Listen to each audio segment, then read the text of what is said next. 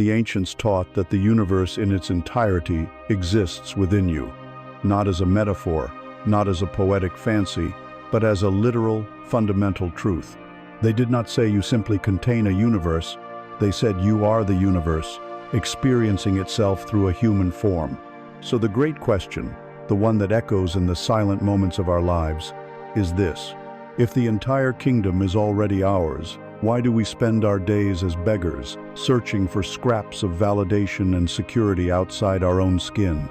Why do we toil for treasures in the external world, while the infinite vault lies dormant and untouched within? This journey we are about to take together is born from that question. It is for the soul that has grown weary of the chase, the soul that has ticked the boxes, climbed the ladders, and acquired the things, only to find a persistent, hollow ache in the center of their being, a quiet desperation that hums beneath the noise of modern life. This is not a poverty of the pocket, but a famine of the spirit. We have been taught to build our empires on sand, to measure our worth by fleeting numbers and the reflections we see in the eyes of others. And we are tired. We are ready for a different kind of wealth. This is not a lecture. There are no doctrines here to memorize. Think of this instead as a conversation with your own soul, a space for remembering. Because you do not need to learn how to be abundant. You do not need to become worthy of peace. You have only forgotten your own nature. The words you are about to hear are not meant to give you something you do not have. They are intended to act as a key, to unlock the doors you have long since closed, to gently remove the dust from a truth you have always known, the truth that you are the source. You are the origin point of all the wealth, peace, and wholeness you have been seeking. So let us begin. Let us turn our gaze inward and begin the sacred journey of coming home. Let us begin at the only true beginning. Before the name you call yourself, before the story you tell the world, before the very first memory you can claim as your own, there was a state of being, pure, unfiltered, and utterly complete. In the first moments of your existence, you were not a collection of adjectives. You were not good or bad, smart or slow, worthy or unworthy. You were simply is, a silent, observing presence, a boundless field of potential. You did not strive for worth, because you were the embodiment of it. You did not seek love, because you were the expression of it. You lived in a state of total union with life itself. There was no separation between you and the warmth of the sun, you and the taste of nourishment, you and the sound of a beating heart. This was your original state, a state of spiritual royalty. This was the truth of you. And then, the great forgetting began. It did not start with a thunderclap or a dramatic fall from grace. It began with a whisper. It began with a word, a label. The world, in its loving but unconscious way, began to describe you to yourself. You are a good girl. You are a strong boy. You are quiet. You are loud. Each word, each label, was a gentle drop of ink falling onto a vast, pristine white page. The page was your infinite consciousness. The ink was the beginning of a separate identity, the structure we come to call the ego. At first, the drops were few and far between. The vast white space of your true nature was still visible, still felt. But the world is persistent. The ink continued to fall. School taught you that your value could be measured with a letter on a report card. A, you are worthy. C, you must try harder. F, you are a failure. The ink spread, creating lines and borders where none existed before. You learned the fundamental equation of the forgetting. Your value is not inherent. It is conditional. It must be earned. This conditional contract becomes the silent operating system of our lives. If I am praised, then I am safe. If I am criticized, then I am in danger. The architecture of the false self is built upon this foundation. It is a self made of external materials. The opinions of others are its bricks. The expectations of society are its mortar. The achievements you accumulate are its furniture. This self is obsessed with comparison. It looks to the left and to the right, constantly measuring.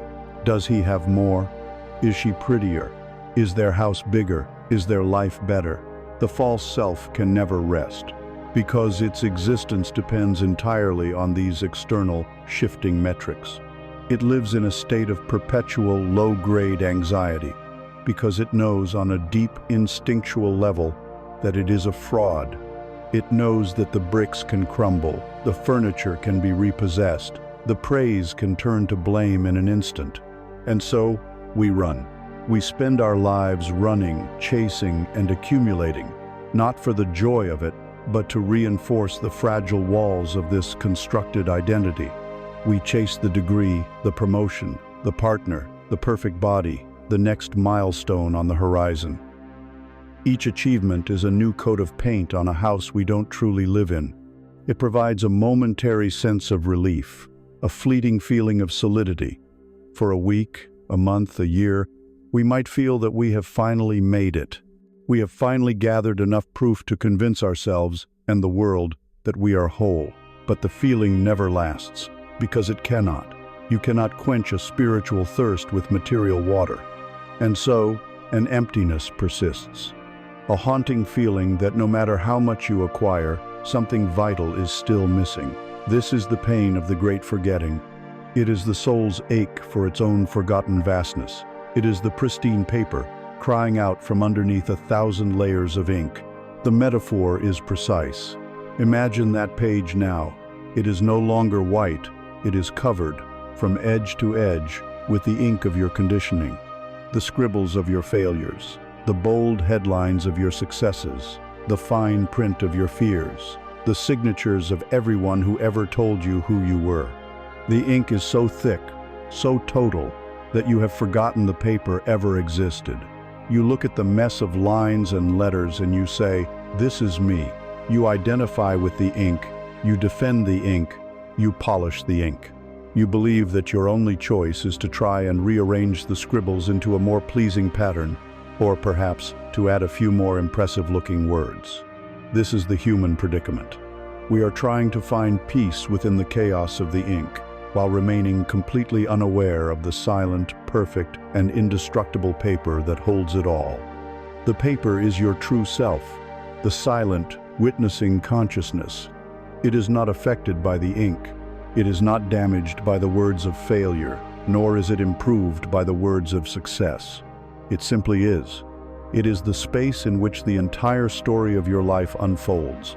The turning point on this journey, the first step out of the forgetting, rarely comes from a place of triumph.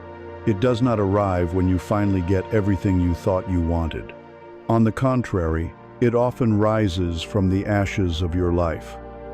It comes in the quiet aftermath of a crisis, a loss, a failure, a heartbreak, a moment when the carefully constructed house of the false self is shaken to its foundations, when the ink of your story is so smeared and chaotic that you can no longer make sense of it. It is in that moment of surrender, of "I don't know anymore," that a crack of light appears. Through that crack, for the first time in a long time, you get a glimpse of the paper underneath. You have a moment of pure presence, a moment where the relentless voice of the ego falls silent, and you experience a profound sense of peace that is not dependent on any external condition. You ask the most important question a human can ask. If I am not my thoughts, if I am not my achievements, if I am not my failures, then who am I? This question is the beginning of the great remembering. Realizing that you have been living in a state of forgetting is not a cause for despair, it is a cause for celebration. You have been playing a role, a character in a grand play, and you have played it so convincingly that you forgot you were the actor. Now, you have felt the first nudge from the director, a reminder that your identity is infinitely greater than the part you are playing. To see that your feeling of lack, your anxiety, your endless striving was all part of a program is the ultimate liberation. It means you are not broken. You do not need to be fixed. You are a perfect, whole consciousness that has simply been hypnotized into believing it was small and incomplete. The hypnosis is powerful, but it is not permanent. The ink may stain the surface, but it has never, and can never, alter the fundamental nature of the paper. Your journey is not to add more, but to begin the gentle, patient work of seeing through the ink. To allow the light of your own awareness to dissolve the illusions, one by one. Having now seen the nature of the forgetting, we can begin to learn the language of remembering. The great forgetting is not a silent condition. It has a voice, it has a sound.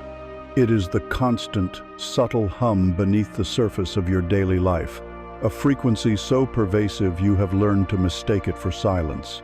It is the soundtrack to the ego, the anthem of the false self. It is the sound of lack.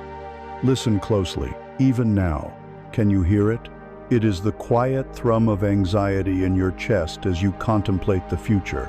It is the sharp pang of comparison as you scroll through the curated lives of others. It is the dull ache of regret that whispers to you in the dead of night. This sound is a master of disguise. It calls itself prudence when it fills you with fear.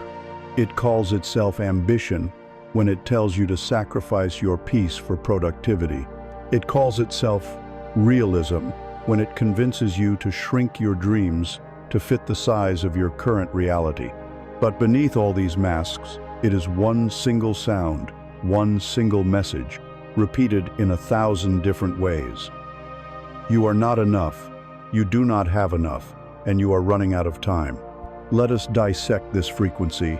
Let us isolate its component tracks, so we may begin to recognize it not as truth, but merely as noise. The first and most dominant track is the voice of comparison. This voice is a thief that steals the joy from your accomplishments and the peace from your present moment. It is the narrator that turns your life into a courtroom drama, where you are perpetually on trial and always found wanting. You achieve something wonderful, and for a moment, there is warmth, there is pride. But then the voice comes in, a cold whisper from the shadows. It's good, but look at what she accomplished. Look how much further he has gone. You started at the same time, but he is already there, and you are still here. This voice takes the beautiful, unique tapestry of your life and holds it up against another, declaring yours to be inferior. It creates a world of hierarchies, of winners and losers, and it always positions you somewhere on the losing side. It ensures you can never fully inhabit your own life, because you are too busy gazing with envy or judgment into the life of another. It is the engine of the social media mirage, a relentless highlight reel designed to magnify your own perceived deficits. It is the sound of separation. The second track on this station of lack is the voice of future fear. This voice is a ghost that haunts a house that has not yet been built. It specializes in the art of the negative hypothetical. What if you lose your job? What if you get sick? What if your partner leaves you? What if you make the wrong decision and your life is ruined forever? It presents these catastrophic fantasies with the authority of a news report. It demands that you spend the precious energy of your present moment preparing for 1,000 potential disasters, most of which will never come to pass. This voice masquerades as a friend, as a responsible advisor. I'm just trying to protect you, it says. But its protection is a prison. It locks you out of spontaneity, out of trust, out of faith. It keeps your nervous system in a constant state of low-grade alert, ready for a threat that exists only in your imagination. To live under the spell of this voice is to be perpetually bracing for impact, unable to ever relax into the flow of life. It is the sound of contraction. Then there is the third track, playing on a sorrowful loop, the voice of past regret. This voice is a historian who only records your failures. It chains you to a phantom version of yourself, the one who made the mistake, who missed the opportunity, who spoke the unkind word. If only you had been smarter, it laments. If only you had been braver, your life would be so different now. This voice has no interest in the lessons you learned or the strength you gained. Its sole purpose is to perpetuate a narrative of shame and deficiency. It convinces you that your past defines your present and limits your future. It replays your worst moments with perfect clarity, ensuring the emotional charge never fades. It is a form of self-punishment that keeps you small, convincing you that you are not worthy of forgiveness, that you do not deserve a fresh start. It is the anchor that holds you tethered to a shore you sailed from long ago. It is the sound of paralysis. These voices comparison, fear, and regret the primary broadcasts from the station of lack. And they create a constant sense of urgency, a feeling that you are always behind schedule, always needing to do more, be more, and hurry up. This is the mind's strategy for keeping you trapped in the great forgetting. As long as you are running, you never have to stop and ask, who is doing the running? As long as you are consumed by the noise, you will never notice the silence that contains it. And this brings us to the great metaphor, the key to your liberation. Your mind is like a radio. For your entire life, the dial has been locked onto this one noisy, static-filled station. Lack, 100% suffering, all day, every day. You have listened to it for so long that you have forgotten it is just a station. You believe the broadcast is reality. You believe you are the radio, and the noise is your own voice. But you are not the radio. You are not the broadcast. You are the silent listener. The first step in reclaiming your power is not to argue with the voices, not to fight the static, and not to smash the radio. The first, most profound step is simply to become aware of the broadcast. To listen to it consciously, as if you were a scientist studying a strange phenomenon. When the voice of comparison begins, you do not engage with it. You simply notice, there it is, the sound of comparison. Interesting. When the wave of future fear rises, you do not get swept away. You stand on the shore of your own awareness and observe. I am noticing the voice of fear. I am feeling the sensation of anxiety in my body, but I am not the fear. This is the practice of detached observation. It is the single most powerful tool you possess. The moment you can witness a thought or an emotion without becoming it, you have created space. In that space, freedom is born. In that space, you prove to yourself the most fundamental truth. You are not the noise. The witness is never the thing being witnessed. The sky is not the clouds that pass through it. This practice changes everything. The goal is not to achieve a permanently silent mind. The radio of the conditioned mind may always have a tendency to drift back to its old, familiar, noisy station. The liberation is not in destroying the station, but in realizing you hold the dial. You are the consciousness that can choose where to place its attention. The voices may arise, but they no longer have authority. You can hear the broadcast of you are not enough, and you can meet it with the silent, knowing presence of your true self, a presence that needs no validation. You can smile at the radio's frantic attempts to create drama, knowing that you reside in the calm, quiet control room. This is the beginning of true inner wealth. It is the recognition that peace is not found by winning the argument with the voices in your head. It is found by realizing you don't have to listen. Having now learned to recognize the sound of lack, we can finally begin to explore what else is on the dial. There is another frequency, a signal that has been broadcasting eternally, waiting patiently for you to tune in. It is a frequency found not in sound, but in the space between sounds. It is the currency of stillness. Having recognized the incessant noise of the conditioned mind, the sound of lack, we arrive at a threshold. The world you have been taught to navigate, the world of the false self, has a deep-seated fear of this threshold. To the ego, it looks like an abyss, an emptiness, a void. It is a state the world labels as unproductive, lazy, a waste of precious time. This state is stillness, but we are here to redefine it, to reclaim it not as a void, but as the very foundation of true wealth. In a civilization that is drowning in noise, addicted to movement, and starved of substance, stillness is not an absence. It is the ultimate presence. It is the most valuable and revolutionary currency you can possess. It is the forgotten nutrient for which your soul is starving. Before we explore what stillness is, let us first clear the ground by understanding what it is not. Stillness is not a battle you must wage against your own mind. It is not an effort to violently wrestle your thoughts into submission, to force a blank slate upon your consciousness. That is a war you will never win, a struggle that only creates more tension, more noise. The instruction to empty your mind is perhaps the most misunderstood spiritual guidance ever offered. Stillness is also not necessarily a state of physical inaction. You do not have to be seated in the lotus position in a silent room to find it. The most profound stillness can be discovered in the heart of mundane activity, while washing the dishes, walking through a city park, or listening to another person speak. And finally, it is not an esoteric secret reserved for enlightened masters or cloistered ascetics. It is your birthright. It is the natural state of your being, patiently waiting for you beneath the turbulent surface of your life. So, what is it? Stillness is the space that holds everything else. It is the silence in which all sounds arise and dissolve. It is the vast, clear sky, and your thoughts are merely clouds drifting through it.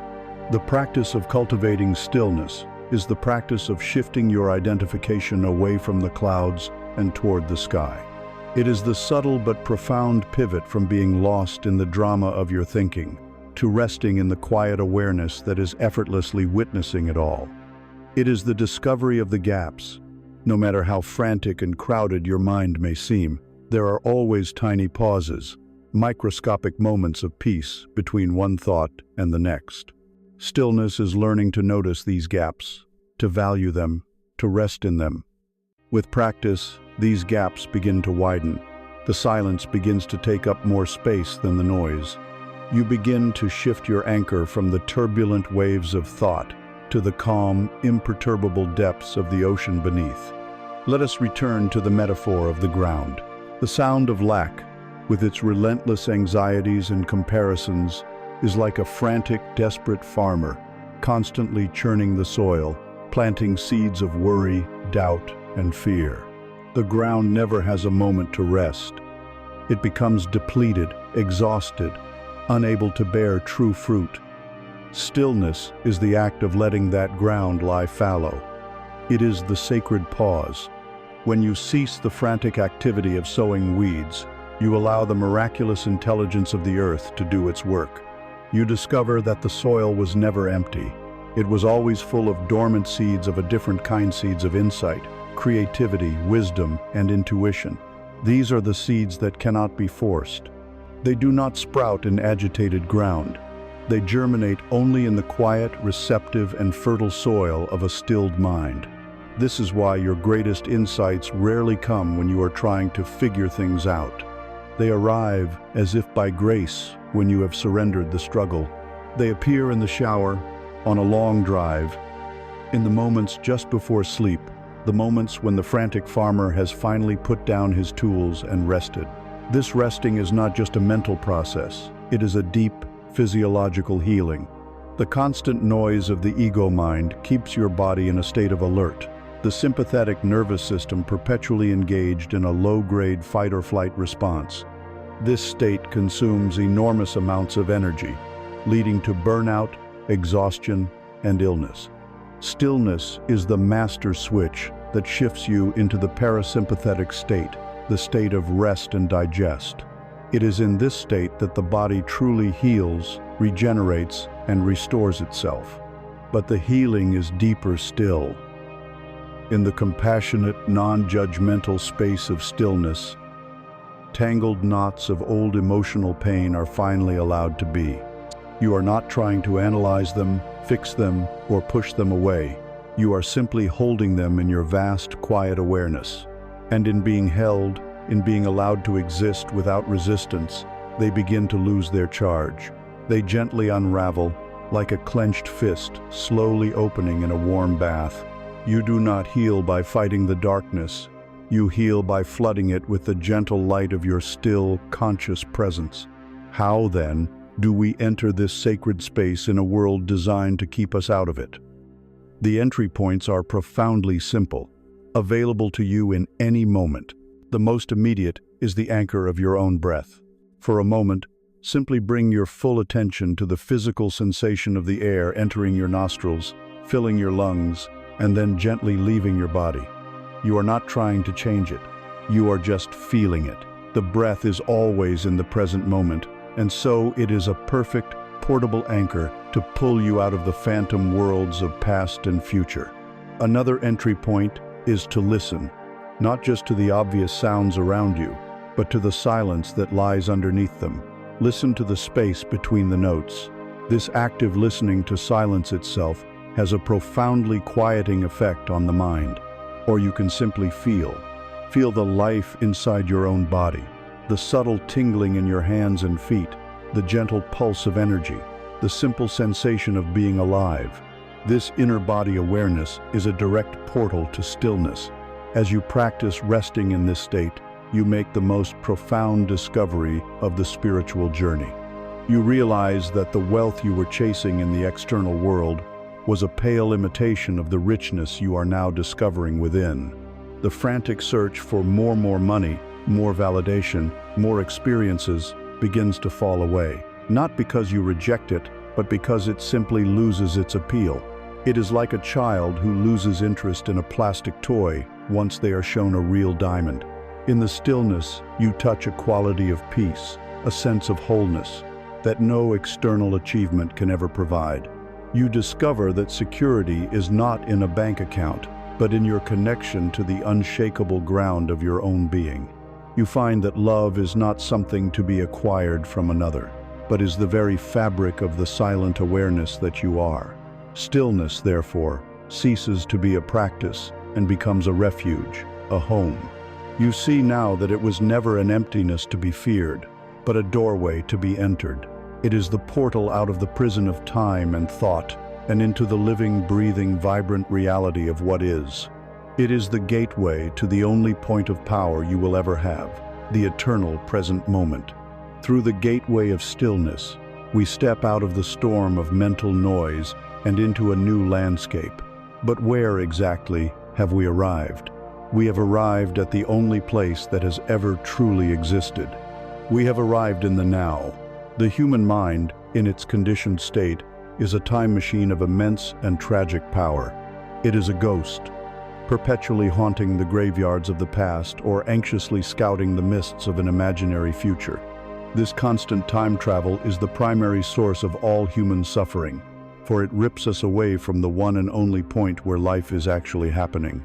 The past is a memory, the future is a fantasy. Your power, your life, your wealth, your very being exists only and always in this single, eternal present moment. Let us first dismantle the great phantom of the past. The past that you carry is not a real place. It is a story. It is a collection of neural pathways in your brain, a curated gallery of images and emotions that you choose to revisit again and again. The events themselves happened, yes, but they are over. They exist now only as shadows in your mind. Yet, we give these shadows incredible power. We allow them to be the architects of our present reality. We say, I am an anxious person because of what happened to me. We say, I cannot trust because I was betrayed. We wear our past stories like a heavy coat, believing they are our skin. We define ourselves by the ink of pages that have long since been turned, forgetting that the ink is dry and the story is finished. The pain you feel is not caused by the event that happened 10 years ago. The pain you feel is caused by the memory of it that you are reactivating with your own attention right now.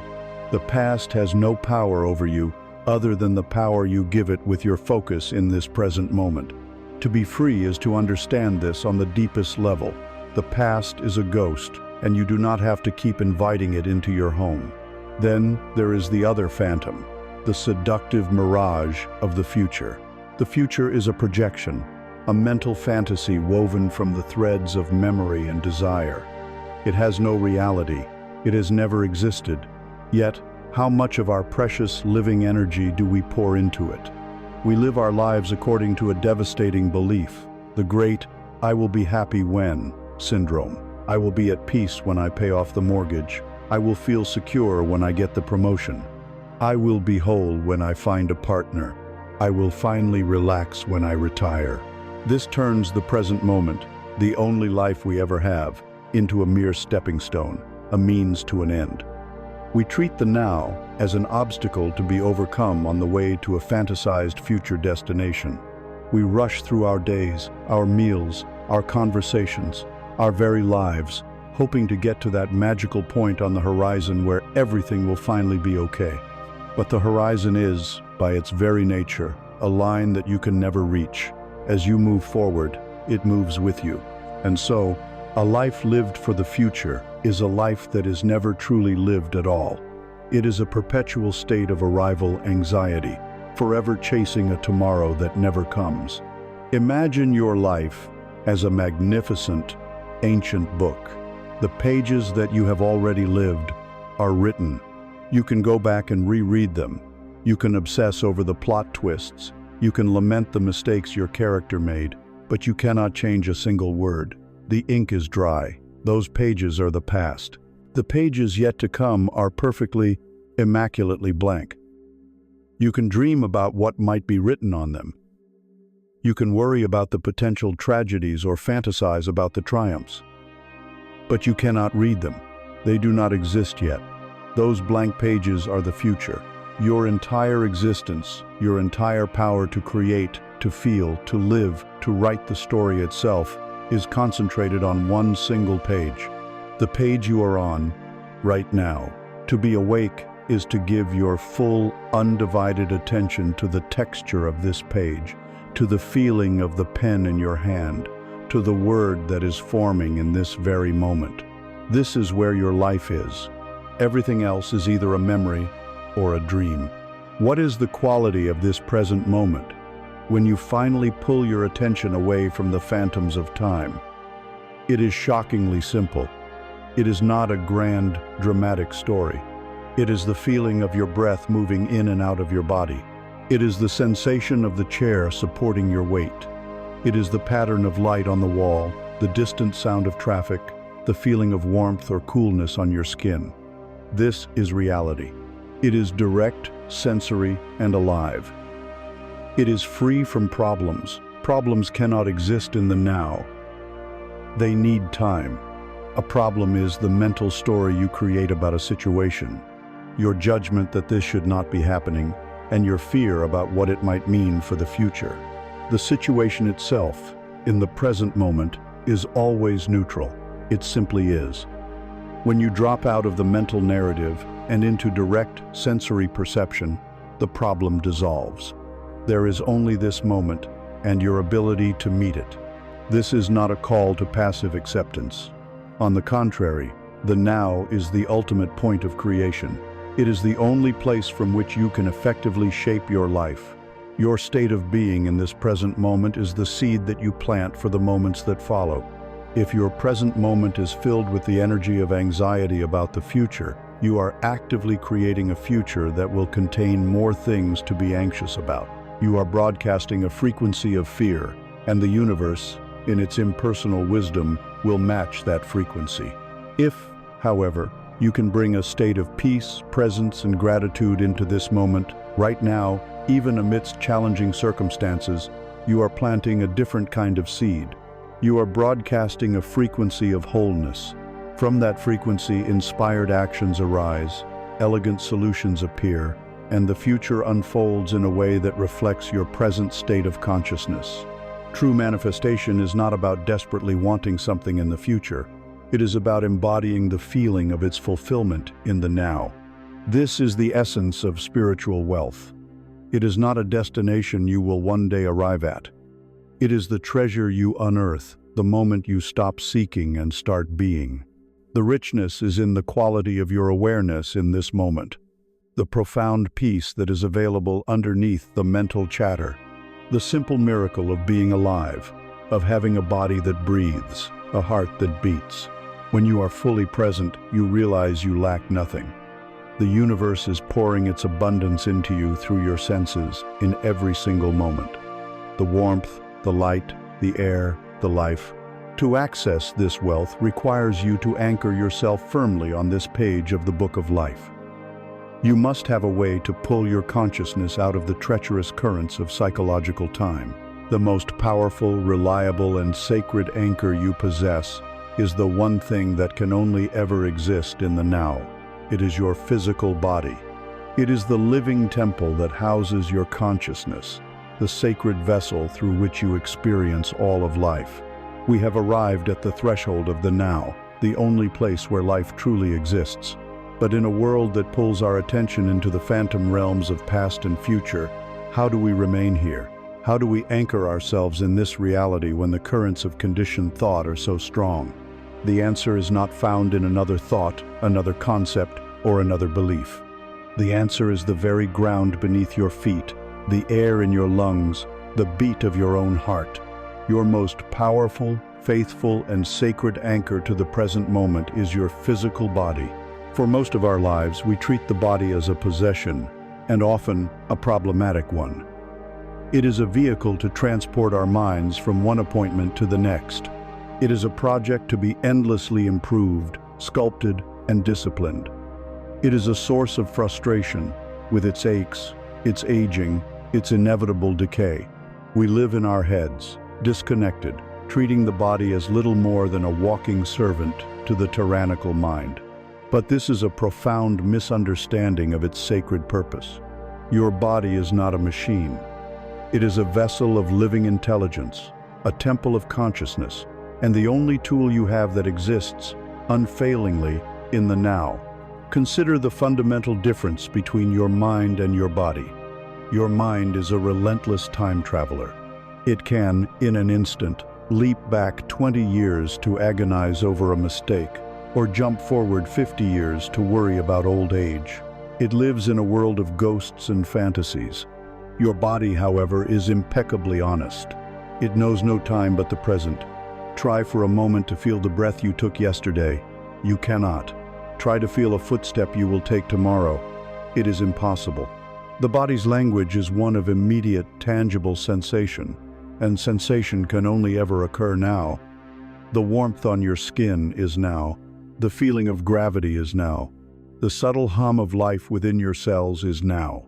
To bring your awareness out of the labyrinth of your thoughts and into the sensations of your body is the quickest and most direct path back home to reality. It is the emergency brake for the runaway train of anxious thinking. Let us try this together, not as an idea, but as an experience.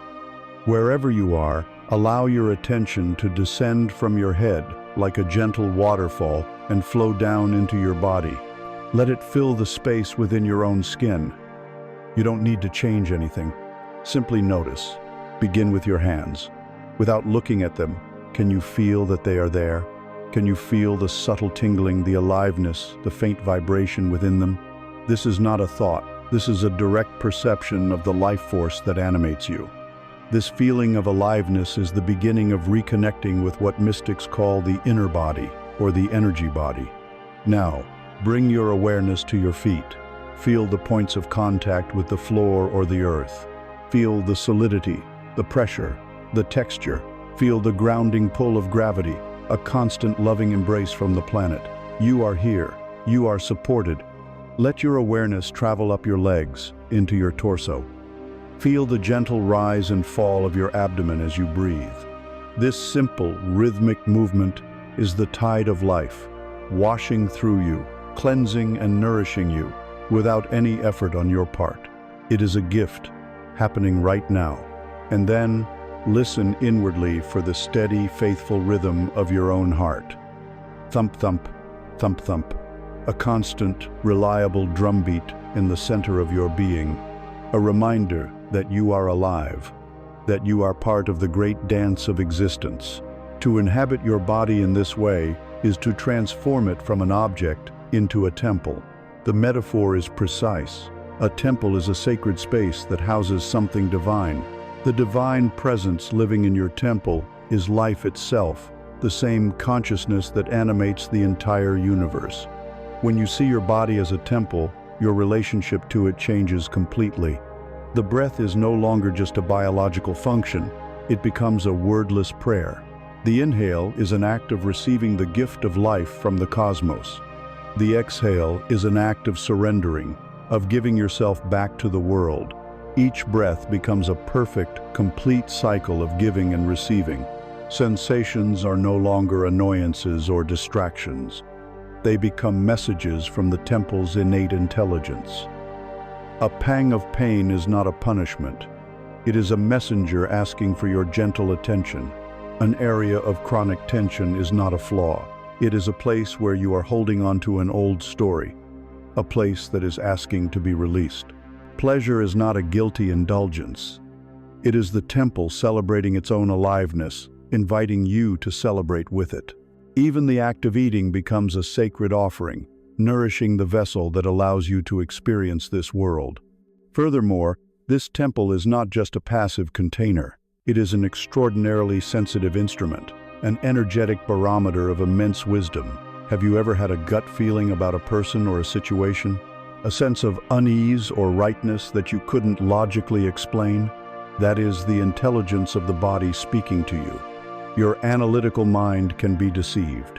It can be swayed by clever arguments, by wishful thinking, by fear. But the body does not lie. It responds directly to the energetic frequency of your environment. In the presence of truth, safety, and love, your body tends to feel open, relaxed, expansive.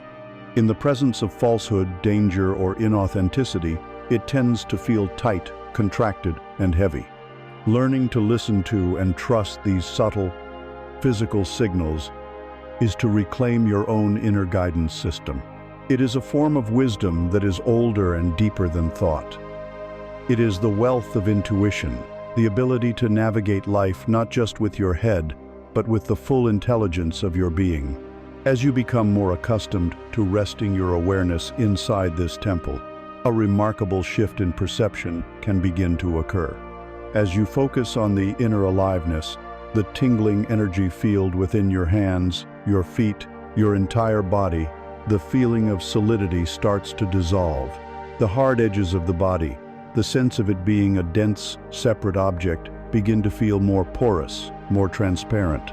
You may begin to experience yourself less as a solid physical structure and more as a vibrant, pulsating field of energy.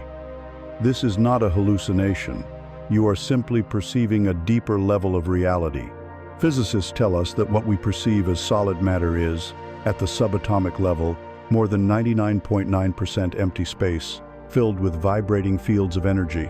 Your direct experience begins to confirm this scientific truth.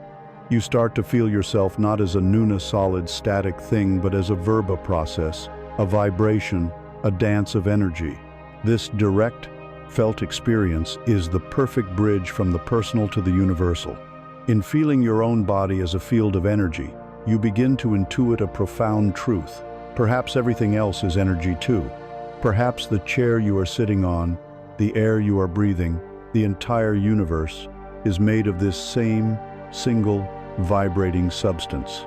As your awareness settles into the living, breathing temple of your body, you begin to perceive a truth that undermines the very foundation of the world you thought you knew.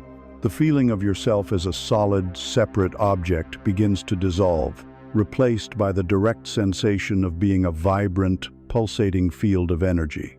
This is not imagination. It is a deeper perception of reality. And now, we take the next logical step. We extend this perception outward. If you, at your core, are a field of vibrating energy, what if the chair you are sitting on is also a field of vibrating energy? What if the air in the room, the walls around you, the planet beneath you, and the stars beyond you are all made of the same essential substance? What if the entire universe, in its infinite complexity and diversity, is nothing more than a magnificent cosmic symphony of vibration? This is the point where ancient wisdom and modern science meet and shake hands. The mystics of old spoke of this universal life force, calling it prana, chi, or the Holy Spirit. They taught that all of creation arises from this single, invisible substance, which takes on different forms by vibrating at different rates. Modern quantum physics, in its own language, has come to a similar conclusion. When scientists look for the fundamental building block of the universe, they do not find a solid particle. They find vibrating strings of energy, a quantum field of infinite potential. The world you perceive as solid is an illusion, a trick of the senses. The rock is not solid. It is energy vibrating at an extremely slow and dense frequency, giving it the appearance of solidity. A thought is not an immaterial nothing. It is energy vibrating at an extremely high and subtle frequency. From the densest matter to the most ethereal thought, everything is energy in motion. Everything is a vibration. Once you accept this foundational principle, the next logical step reveals the secret operating system of reality. It is the law of resonance. This is not a mystical belief, but a fundamental law of physics. If you have two tuning forks of the exact same frequency and you strike one, the other, even across the room, will begin to vibrate and hum in sympathetic resonance. It does not need to be touched. It responds to the invisible waves of energy traveling through the space between them. A third tuning fork of a different frequency, however, will remain perfectly silent. It is not tuned to that specific vibration. The universe is a boundless field containing every possible tuning fork, every possible frequency of experience. Your own state of being, your dominant mood and consciousness, is the tuning fork you are striking in every moment. The universe, which is neutral and impersonal, does not judge the note you are playing. It simply matches it, like attracts like. This is the great secret. You do not get what you want in life. You do not get what you deserve. You get what you are, vibrationally. Let us use a richer metaphor. You are not just a single tuning fork. You are a magnificent, complex musical instrument, like a grand cello, capable of playing an infinite variety of notes and chords. Your core beliefs and emotional patterns are the strings of this cello. Perhaps you have a thick, heavy string of fear, worn down by years of anxious playing. You might have a bright, resonant string of joy that you only play on rare occasions. You have a string for gratitude, a string for resentment, a string for abundance, and a string for lack. Your moment-to-moment thoughts and feelings are the bow that you draw across these strings. When you spend your day worrying about money, you are drawing the bow across the string of lack, sending that dissonant, contracted frequency out into the quantum field. When you hold on to a grudge against someone, you are persistently playing the harsh, grating note of resentment. When you take a moment to genuinely appreciate the warmth of the sun or the taste of your coffee, you are drawing the bow across the beautiful, harmonious string of gratitude. The universe, as the perfect acoustic chamber, simply amplifies the music you are playing. It listens to the note of lack and, through the law of resonance, orchestrates experiences that match it. An unexpected bill, a missed opportunity, a feeling of being overlooked. It hears the note of resentment and arranges for you to encounter more people and situations that give you reasons to feel resentful. But it also hears the sweet, high-frequency note of gratitude and creates a symphony of things to be grateful for, a chance encounter, a moment of beauty, an unexpected gift. This is why a bad day often seems to cascade, with one negative event following another. You are stuck playing a low-frequency song, and the universe is simply giving you an encore. Conversely, when you are feeling joyful and in love with life, everything seems to flow your way. You are playing a beautiful melody, and the world dances with you. Life is not happening to you. It is responding to you. It is your vibrational mirror. This revelation is the ultimate empowerment. It means you are not a victim of circumstance. You are the composer of your own symphony. For most of your life, you have likely been an unconscious composer, allowing the old, conditioned habits of your mind, the sound of lacto, play the same mournful, repetitive tunes day after day. You have been letting the radio of the ego choose the music. The journey of awakening, of cultivating spiritual wealth, is the journey of becoming a conscious composer. It is the process of learning to pick up the bow with intention and deliberately choose which strings to play. It means choosing to play the string of love even when the world seems hateful. It means choosing to play the string of abundance even when your bank account seems empty.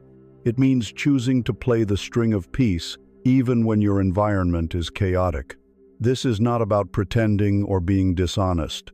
It is about understanding that your feeling state is not just a reaction to life. It is the cause of it. So, how do you know what music you are broadcasting right now? The feedback system is simple and flawless. It is your emotions. Your feelings are the most accurate indicators of your vibrational frequency. Simply ask yourself, how do I feel? If you feel emotions like joy, love, enthusiasm, appreciation, and peace, your vibration is high and expansive. You are playing beautiful music. If you feel emotions like anger, despair, fear, jealousy, or victimhood, your vibration is low and contracted. You are playing a dissonant tune. The goal is not to judge yourself for having low-frequency emotions. That would just be adding another layer of dissonance. The goal is to use them as a loving diagnostic tool. They are the indicator light on your instrument panel, telling you that your current vibrational output is creating a future you probably do not want. Your emotions are your guidance system. They are the invitation to consciously change your tune. This leads us to the most practical and potent question of all. If our entire life experience is a reflection of our inner vibrational state, which is indicated by our feelings, then how do we learn to consciously choose how we feel? We have arrived at the heart of the great mystery. We understand that the universe is a field of vibration, and that our life experience is a direct reflection of the vibrational frequency we broadcast. We have learned that our emotions are the most accurate indicator of this frequency. And so we stand before the ultimate creative question: how do we consciously change our tune? How do we shift our vibration from one of lack and fear to one of abundance and love? The answer is at once the simplest and most profound secret of all creation, a secret taught by mystics throughout the ages. The secret is this: feeling. While thought may draw the blueprint, it is feeling that provides the fire, the energy, the electrical current that brings the blueprint to life. The universe does not respond to your words. It does not respond to your wishes. It does not even respond to your positive affirmations if they are spoken from a place of hollowness. The universe responds to one language, and one language only, the language of vibration, which you experience as feeling. You can stand before a mirror and repeat, "I am wealthy," 1,000 times.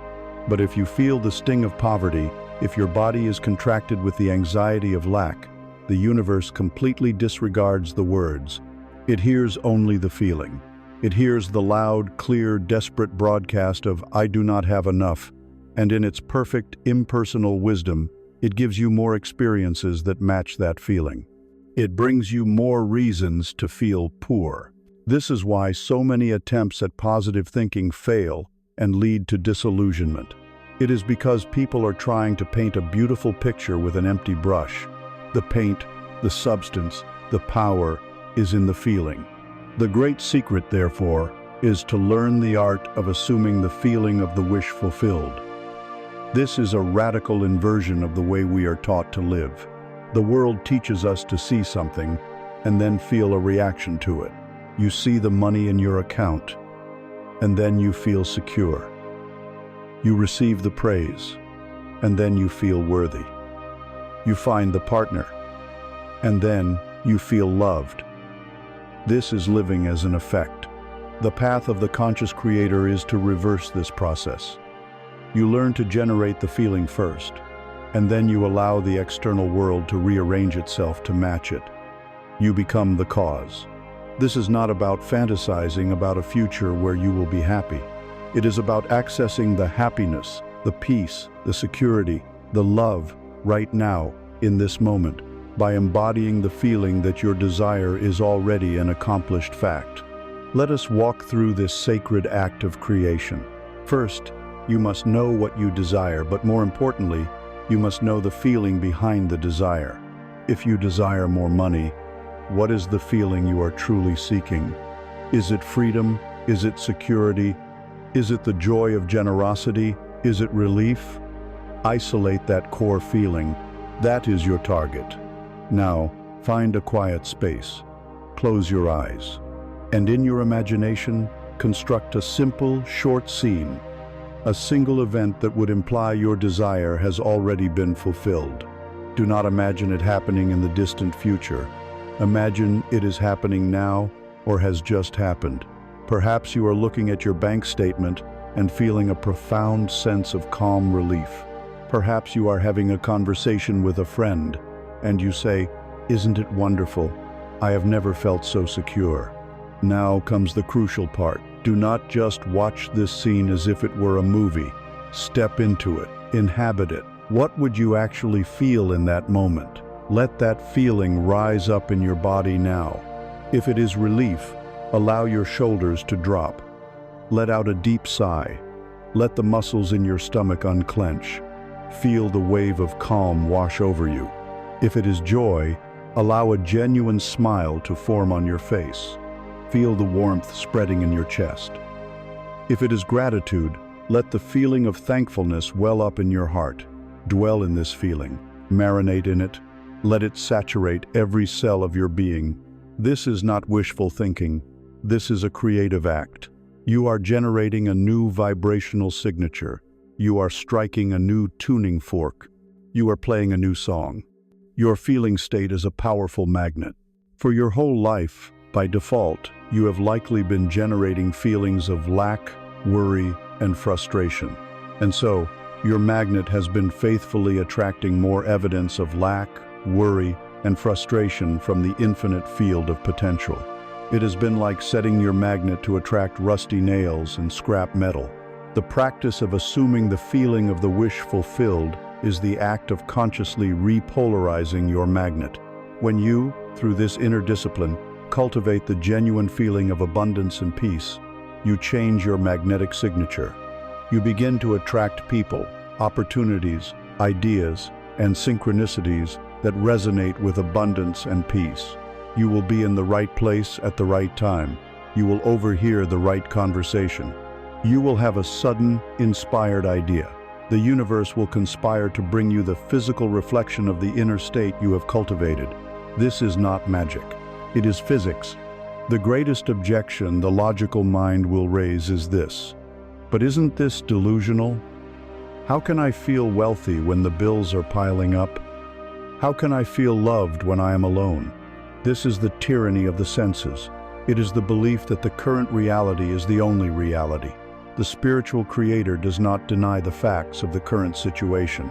You can acknowledge, the fact is, my bank account shows this number, but you then choose not to make that fact your home.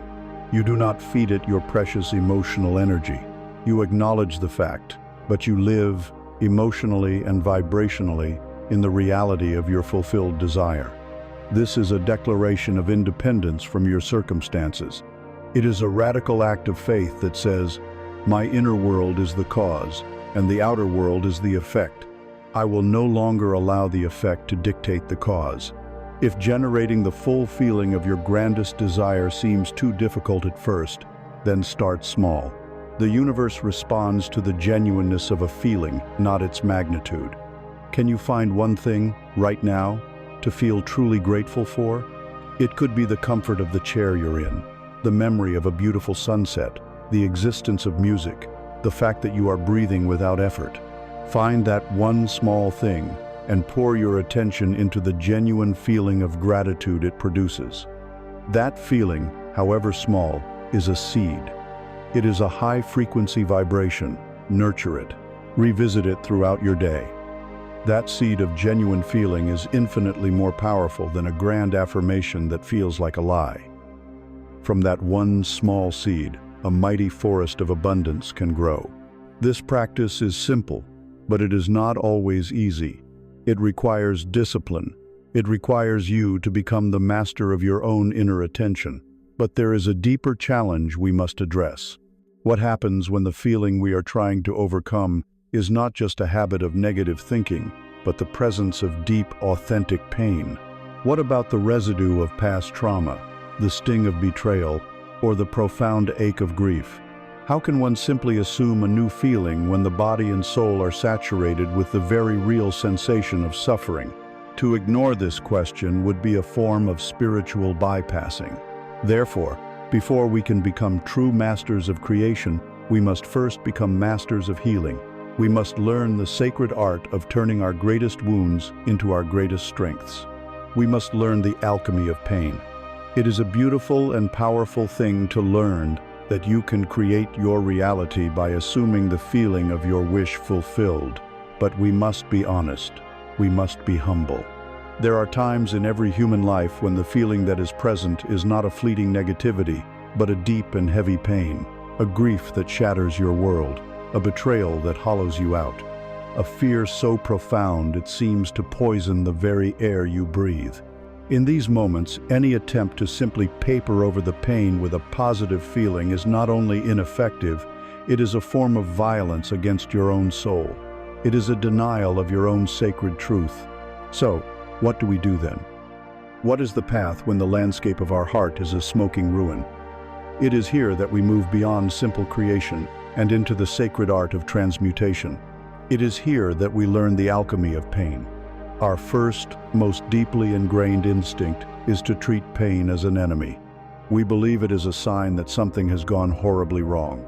And so, we do what anyone does when faced with an enemy.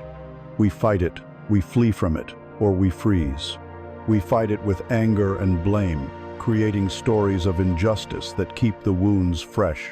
We flee from it, numbing ourselves with endless distraction work, entertainment, addiction, anything, to avoid the silence where the pain waits. Or we freeze, suppressing the emotions so deeply into the tissues of our body that it hardens into chronic anxiety, depression, or physical illness. These are the strategies of resistance. They are born of fear, and they all lead to the same result. They perpetuate and amplify our suffering. There is a wise old Buddhist teaching that speaks of two arrows. The first arrow is the actual event, the loss, the diagnosis, the unkindness. In a human life, being struck by the first arrow is inevitable. No one is immune. But the second arrow is the one we fire at ourselves. It is our resistance to the first. It is the story we tell. This shouldn't have happened. It is unfair. I cannot bear this. My life is ruined. The first arrow causes pain. The second arrow causes suffering. The alchemy of pain is the courageous and compassionate art of learning to feel the sting of the first arrow without firing the second. It is the process of unlearning our instinctive resistance and learning to meet our pain with a radical new response. This new response begins with the willingness to stop running.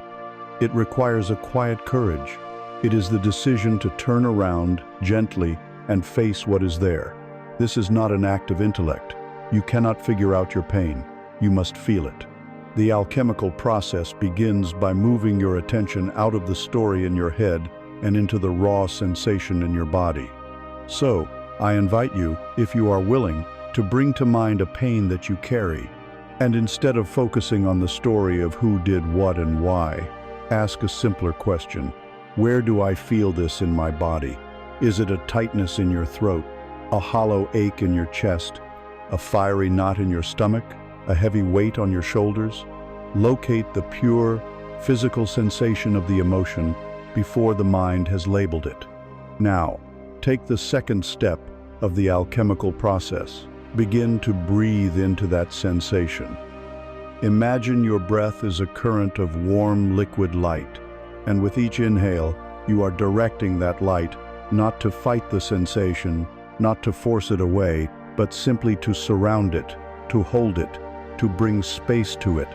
The tight knot in your stomach does not need your judgment, it needs your breath. The heavy weight on your shoulders does not need your analysis, it needs your presence. You are not trying to fix the pain. You are bringing a compassionate, oxygenated awareness to it. And this leads to the third and most transformative step. You give it permission to be there. For just a few moments, you drop all resistance. You let go of the need for it to be different. You whisper to that sensation in your body, "You are allowed to be here. I will not abandon you." You cease calling it pain or grief or fear, and you simply experience it as pure energy, a strong, vibrating, intense energy. In this moment of radical acceptance, a miracle begins. The energy, which was frozen and stuck by your resistance, begins to move. In being held by your loving, non-judgmental awareness, the dense, contracted energy begins to transform. This is the great metaphor of the alchemist. Your pain, in its raw, unprocessed state, is like a lump of coal. It is dark, it is heavy, it feels worthless. Your steady, compassionate, conscious attention, the awareness and breath you bring to itis, the immense pressure and heat required for transformation. An intellectual understanding of pain is like holding the coal in your hand and describing it. The alchemical process is putting that coal into the furnace of your heart and holding it there until its very nature is changed. The energy does not disappear. It transmutes. The dense, dark coal of pain is transformed into the brilliant, multifaceted diamond of wisdom. This is not just a beautiful idea. It is a literal truth. The pain of a great loss, when held in this way, is alchemized into a profound and unshakable understanding of the nature of love. The pain of betrayal is transmuted into the diamond of sovereign self-trust. The pain of failure becomes the bedrock of resilience. The agony of loneliness is transformed into the sacred peace of solitude. Each wound, when met with this alchemical fire of awareness, becomes a source of incredible power. You realize that your heart is not broken. It has been broken open. The cracks are where the light gets in, and more importantly, where your light gets out. You cannot know true compassion for another's suffering until you have held your own with this quality of tenderness. You cannot be truly fearless until you have faced the darkest energies within yourself and discovered that you are the vast, unbreakable space in which they arise. This journey through the heart of our own pain is the most sacred work we can do. It is the path to real spiritual wealth, the wealth of a heart that is not afraid of itself, a strength that is forged in fire. But this entire process hinges on one fundamental choice. To alchemize the pain, you must be willing to stop using it as the foundation of your identity. As long as the pain is serving a purpose, giving you a story, making you special in your suffering, allowing you to blame the world it cannot be transmuted. The transformation requires that you be willing to graduate from the role of the one to whom this pain happened. It demands that you be ready, in your own time, to set down the heavy, familiar robes of a victim.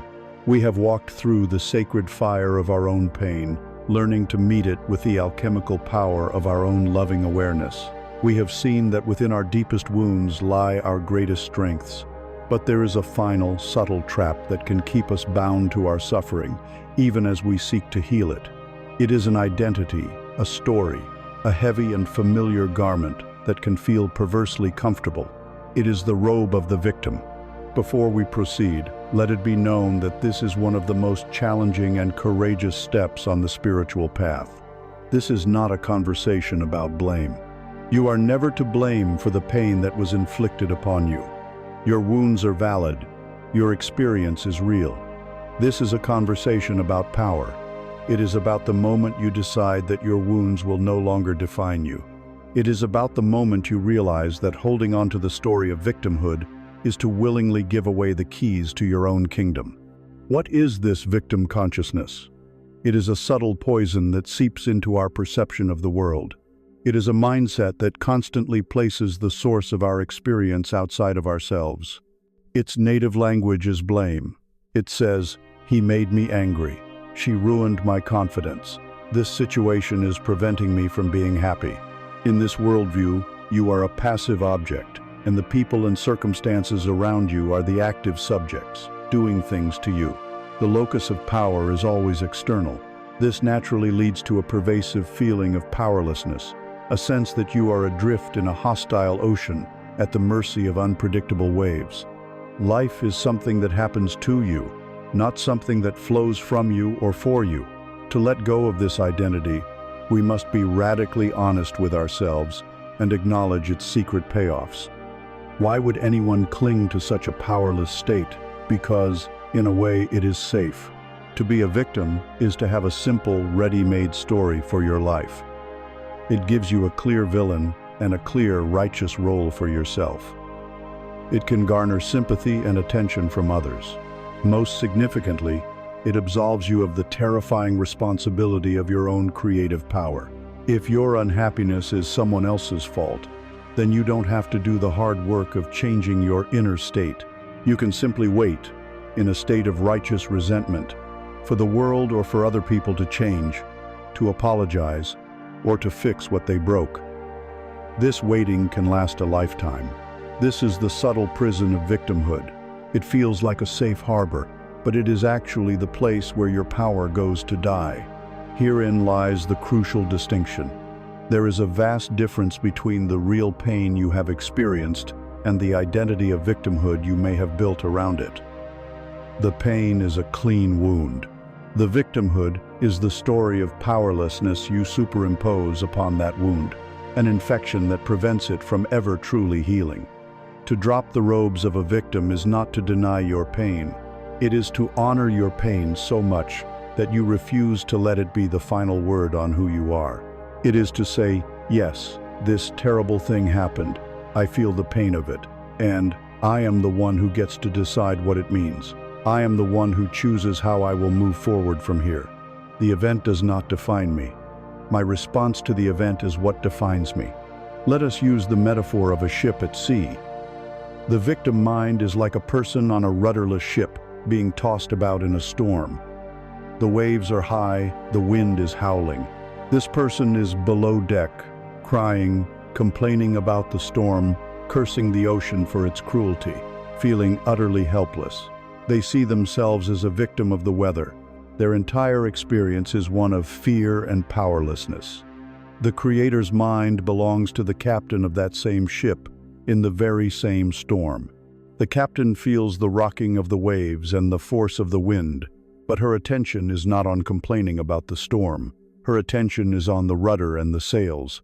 She knows she cannot control the wind or the waves. That is not her domain. But she knows with absolute certainty that she can control her response to them. She can adjust the sails. She can steer the rudder. She uses the very energy of the storm, the power of the wind that the victim is cursing, to propel her ship in the direction she chooses to go.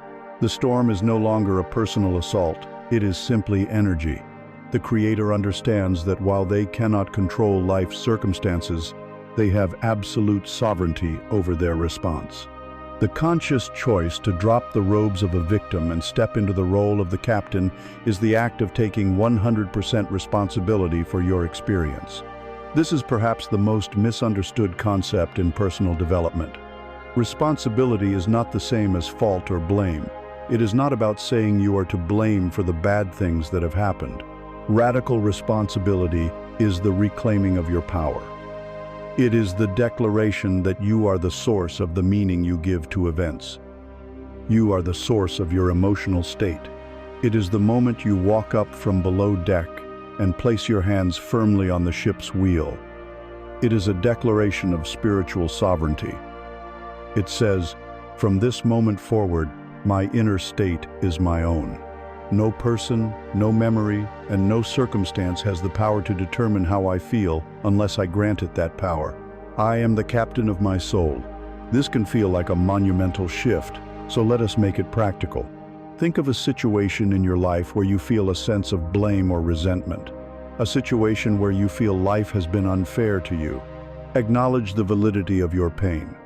And then, gently ask yourself, is there just 1% of this experience that I can take responsibility for? Again, this is not responsibility for the event itself. It might be responsibility for your choice to keep replaying the story in your mind. It might be responsibility for the resentment you are choosing to hold on to, knowing it is poisoning you more than anyone else. It might be responsibility for the colorful vocabulary you use to describe the other person in your own head. Find one small thing. This tiny act of reclaiming your response begins to shift the entire energetic pattern. It is the moment the captain starts to turn the wheel, even just 1 degree. The entire trajectory of the ship begins to change. When you finally let those heavy robes of victimhood fall to the ground, the feeling is one of both terror and exhilaration. The terror comes from letting go of a familiar identity and the excuses that came with it. You can no longer blame the world for your unhappiness. The exhilaration comes from the sudden, breathtaking realization of your own freedom. You are no longer waiting for an apology that may never come. You are no longer waiting for circumstances to change. You are the change. You have taken your hands off the wheel of your own life. You are no longer a passenger on a chaotic journey. You are the navigator, the captain, the creator. And now that your hands are on the wheel, you can begin to consciously steer. The primary mechanism for steering your ship, for directing your life, is the most powerful and creative force you possess, the faculty of your own attention. For it is a fundamental law of consciousness. Where attention goes, energy flows. Having stepped away from the identity of the victim and taken the captain's wheel of your own ship, you are now faced with the exhilarating and awesome truth of your own freedom. You are no longer at the mercy of the storm. You are the navigator. The question then becomes, how do you steer? What is the mechanism that directs the course of your life? The answer lies in the most precious and powerful currency you possess, a currency more valuable than time or money, for it determines the quality of both. This currency is your attention. There is a fundamental and immutable law of consciousness that governs all of creation, and it is this: where attention goes, energy flows. Whatever you place the focus of your awareness upon, you feed, you nourish, you command it to expand and grow in your life. Your attention is the focused ray of the sun, the life-giving water from the well of consciousness. It is the active, creative force of the universe channeled through you. To grasp the magnitude of this truth, imagine your mind as a vast and fertile garden. This garden contains the seeds of every possible human experience, every emotion, every outcome. For simplicity's sake, let us say the garden is divided into 2 main sections. On one side is the garden of lack. Here lie the dormant seeds of fear, resentment, jealousy, criticism, worry, and self-pity. On the other side is the garden of abundance. Here lie the seeds of gratitude, love, peace, inspiration, forgiveness, and joy. You are the gardener. In your hand at all times is a watering can. That watering can is your attention. Every moment of your day, you are walking through this garden, deciding which seeds to water. For most of our lives, we are unconscious gardeners. We wander through our garden with a leaky watering can, splashing our life force onto whatever shouts the loudest. The weeds of lack are often very dramatic. A news story about a disaster catches our eye, and we water the seed of fear with our focused worry. A memory of a past hurt surfaces, and we spend the afternoon watering the seed of resentment, replaying the injustice over and over in our minds. We see someone else's success on social media, and we diligently water the seed of comparison and jealousy. We then stand back, bewildered, and complain about how our life is so full of fear, resentment, and insecurity. We complain about the rampant weeds, all the while holding the very watering can that is nourishing them. This is the tragicomedy of the unconscious creator. The path to spiritual wealth, to becoming a conscious creator, is the path of becoming a conscious gardener. It begins with the decision to take full control of your watering can. The first practice of the conscious gardener is learning what not to water. This is the art of withdrawing your attention. When a thought of fear or a memory of resentment arises, you learn to notice it without engaging it. You see it for what it is, a weed. You can acknowledge it. Ah, there is the thought of worry again. but you make a conscious choice not to pour your precious energy into it. You don't fight the weed, you don't try to rip it out in anger, as this is just another form of attention. You simply, peacefully, turn your focus elsewhere. You starve the weed of your attention. A weed that is not watered cannot grow. Over time, it will wither and lose its power over you. Every time you refuse to indulge in a negative thought loop, you are reclaiming your creative energy. The second, and more joyful, practice of the conscious gardener is learning what to deliberately water. You make a conscious choice to spend your time and focus in the garden of abundance. The flowers and fruits of this garden are often quieter than the weeds. The feeling of gratitude is more subtle than the jolt of anger. The feeling of peace is less dramatic than the rush of fear. They require your deliberate, loving focus. To water these seeds is to consciously look for things to appreciate. It is to spend time savoring the feeling of love for your family or friends. It is to sit in silence and water the seed of peace within your own heart. It is to hold a vision of your desired reality in your mind's eye, not with grasping, but with the gentle, steady sunlight of your focused attention, nurturing it with the feeling of its fulfillment. This is not a passive process. It is the most active and important work you can ever do. Every moment presents a choice. Which garden will I tend to right now? Will I spend my lunch break complaining about a coworker, thereby watering the garden of resentment? Or will I spend it feeling grateful for the food I am eating, watering the garden of abundance? Will I spend my evening consuming news that makes me anxious, watering the garden of fear?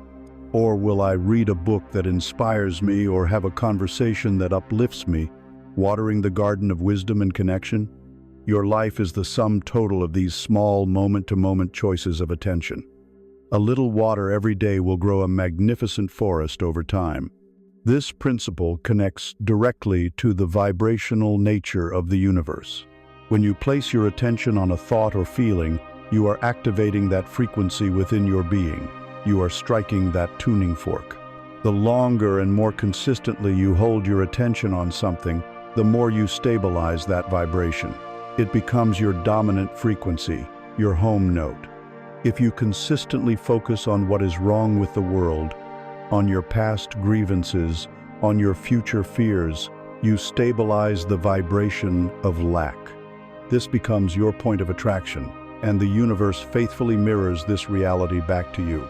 If you disciplinedly, consistently, and lovingly place your attention on what you are grateful for, on what is beautiful in your life, on the feeling of your dreams already realized, you stabilize the vibration of abundance. This becomes your new point of attraction. Your attention is the tool you use to select and stabilize the frequency you wish to broadcast to the quantum field. Therefore, every thought you think is a suggestion, an invitation to the universe. But a thought that is not energized by your attention has no power. It is a seed left on dry ground. A thought that is consistently held in the light of your focused awareness becomes a powerful, concentrated beam of creative energy. It is a seed that is planted, watered, and sunlit.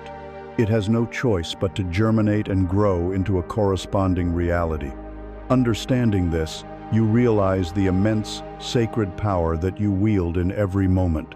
You hold the sun, you hold the rain, you hold the very life force of creation in the simple faculty of your attention.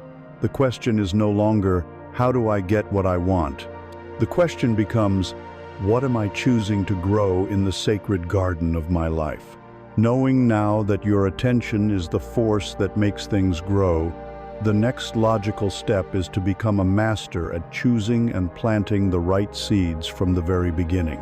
It is time to learn the art of planting seeds. You now stand as the conscious gardener of your mind, your attention, the life-giving water in your hands. You have learned to withdraw your focus from the weeds of lack and to deliberately nourish the flowers of abundance.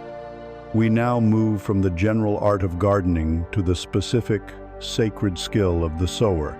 We learn the art of planting seeds. An intention is not a passive wish. It is not a desperate hope. A clear intention is a focused impulse of consciousness, a precisely calibrated seed that you consciously choose to plant in the fertile soil of the universal mind. It is the beginning of all deliberate creation. It is you, in your role as a co-creator with the universe, making the first move. To plant a powerful seed, we must first understand its anatomy. A potent intention has three key qualities. First, it possesses clarity. The universe responds to specificity. A vague intention like "I want to be happy" is like throwing a handful of mixed, unidentified seeds into the wind. A much more powerful seed is, "I intend to experience a deep sense of peace and joy in my daily life," or "I intend to create work that is both financially abundant and spiritually fulfilling." This clarity provides a precise blueprint, a clear set of instructions for the creative forces you are engaging. Second, a powerful intention is always framed in the positive. The subconscious mind and the universal field do not process negatives effectively. If you plant the seed of "I don't want to be in debt," the primary energy you are focusing on is debt. You are, in effect, watering the very weed you wish to eliminate. The conscious sower instead plants the seed of "I am financially free and prosperous." You focus on the state you wish to create, not the one you wish to escape. The third, and most vital quality, is that the intention is imbued with the energy of present moment reality. This is done through your language and your feeling state. You plant the seed not with the weak, supplicating energy of "I hope to have," but with the sovereign, creative power of "I am," or "I intend." To declare "I am enjoying vibrant health and boundless energy" is to command your subconscious and the universe to align with that reality now. It is the ultimate expression of assuming the feeling of the wish fulfilled. This is the act of planting the seed firmly in the ground, not just tossing it on the surface. Now, we arrive at the most crucial and misunderstood phase of this process, the period after the seed has been planted. Let us use the perfect metaphor of the mighty oak. Imagine you hold in your hand a single small acorn. You have chosen it with care. You walk to a cleared space in the garden, you dig a small hole, and you place the acorn in the rich, dark soil. This is the moment you form your clear, feeling-toned intention. But what do you do next? Do you dig up the acorn every morning to see if a root has sprouted? Do you shout at the ground, demanding to see progress? Of course not. To do so would be absurd. It would interrupt the delicate, invisible process of germination and kill the seed. You know that to grow an oak, you must do two things: provide the right conditions, and then you must trust. This is the art of planting an intention. Once you have planted the seed of your desire in the fertile ground of the universal mind, your primary work is to trust the process. You must trust that the unseen forces, the great laws of nature and consciousness, are now at work. Your doubt is the shovel that digs up the seed. Your worry is the impatient hand that tampers with the delicate roots. Your constant need to see immediate, external proof is a sign of faithlessness, and it short-circuits the entire creative process. The gestation period of an intention requires a climate of faith. Your job is not to force the growth, but to maintain the right atmospheric conditions in your own consciousness. You water the ground not with doubt, but with the nourishing emotion of your wish fulfilled. You provide sunlight not with anxiety, but with the warm glow of grateful expectation, being thankful in advance for the inevitable harvest. You plant the seed, and then you let go. To make this tangible, you can create a simple, personal ritual. Find a moment of stillness where you will not be disturbed. Connect with your breath and the feeling of life in your body. Formulate your intention clearly in your mind, perhaps even writing it down on a piece of paper to give it form. Then, close your eyes. For a few minutes, live in the end result. Feel with every fiber of your being what it feels like for this intention to be your reality now. Saturate yourself in the gratitude, the joy, the relief. Then comes the most important step, the release. You must hand it over. You might visualize yourself placing the seed of light into the earth. You might imagine writing your intention on a balloon and letting it go, watching it drift up into the vast sky until it disappears. You might imagine giving your order to a cosmic kitchen, knowing the master chef has received it and will now prepare your meal. The specific image does not matter. The feeling of release is everything. It is a deep sigh of trust that says, "My part is done. The rest is in hands greater than my own." It is essential here to distinguish between clear intention and rigid attachment. A clear intention sets the destination on your spiritual GPS. Rigid attachment is trying to dictate every single turn, every single road, and the exact speed of the journey. This creates immense stress, anxiety, and resistance. The art is to be absolutely firm in your intention, the what, and the feeling, but completely flexible and surrendered about the how and the when. Trust that the infinite intelligence of the universe may have a path for you that is more ingenious, more efficient, and more magical than your limited, logical mind could ever conceive. Your job is to hold the vision and the feeling. The universe's job is to orchestrate the details.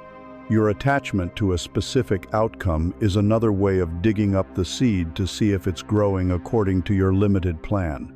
This leads to a profound paradox. Having planted your seed and released it in trust, does this mean you now sit back and do nothing? Number. This is not a passive process, but the action you take now is of a completely different quality. It is not the desperate, forceful, anxious action that comes from a place of lack. It is not the action of trying to make something happen. It is inspired action. It is the intuitive nudge you feel, the spontaneous idea that pops into your head, the coincidence that puts you in the right place at the right time. When you have truly planted your seed and let go, you become receptive to these gentle whispers from the universe, guiding you on the path of least resistance toward your goal. The active, masculine energy of planting the seed must now be balanced by the receptive, feminine energy of allowing it to grow. And this is the next great art we must master, the power of allowing. We have learned the sacred masculine art of planting a seed. We have focused our will, clarified our intention, and pushed the acorn of our desire into the fertile soil of the universal mind. But creation is a dance, and every masculine step of focused action must be met with a feminine step of graceful receptivity. Having planted the seed, we must now learn the profound and often more challenging art of the open hand. We must master the power of allowing. If intention is the act of speaking to the universe, allowing is the act of listening for its reply. It is the deep, unwavering trust that once you have done your part, a power far greater than your own has begun to do its part. To truly understand allowing, we must first become intimate with its opposite, resistance. Resistance is the default state of the ego. It is a state of contraction, of friction, of saying no to the flow of life. It manifests in our minds as worry, doubt, overanalyzing, and arguing with reality. It is the voice that says, "This shouldn't be happening. Why is this taking so long?" Or, "This will never work." It manifests in our emotions as frustration, impatience, disappointment, and anxiety. These feelings are not punishments, they are signals. They are the indicator lights on your dashboard, telling you that you are currently trying to swim against the current. Resistance also manifests physically in the clenched jaw, the tight shoulders, the shallow breath, the knot in your stomach. Your body becomes a physical embodiment of your no to the present moment. This state of resistance, this constant internal battle, is exhausting. It is the source of all stress and struggle, and it is the primary obstacle that blocks your good from flowing to you. Let us embrace a new metaphor for our journey. Imagine that life, the universe, God, whatever name you choose, is a vast, powerful, and benevolent river. The nature of this river is to flow effortlessly and ceaselessly downstream. The destination of this river is always the great ocean of well-being, a state of perfect abundance, wholeness, and joy. This is the natural direction of life. For most of our lives, driven by the fearful, controlling ego, we believe we know better than the river. We decide we want to go upstream to find what we are looking for. And so, we spend our days desperately paddling against the immense, powerful current. This is resistance. Every struggle, every ounce of stress, every feeling of frustration is a symptom of paddling against the current. We get tired, we get angry, we curse the river for being so difficult.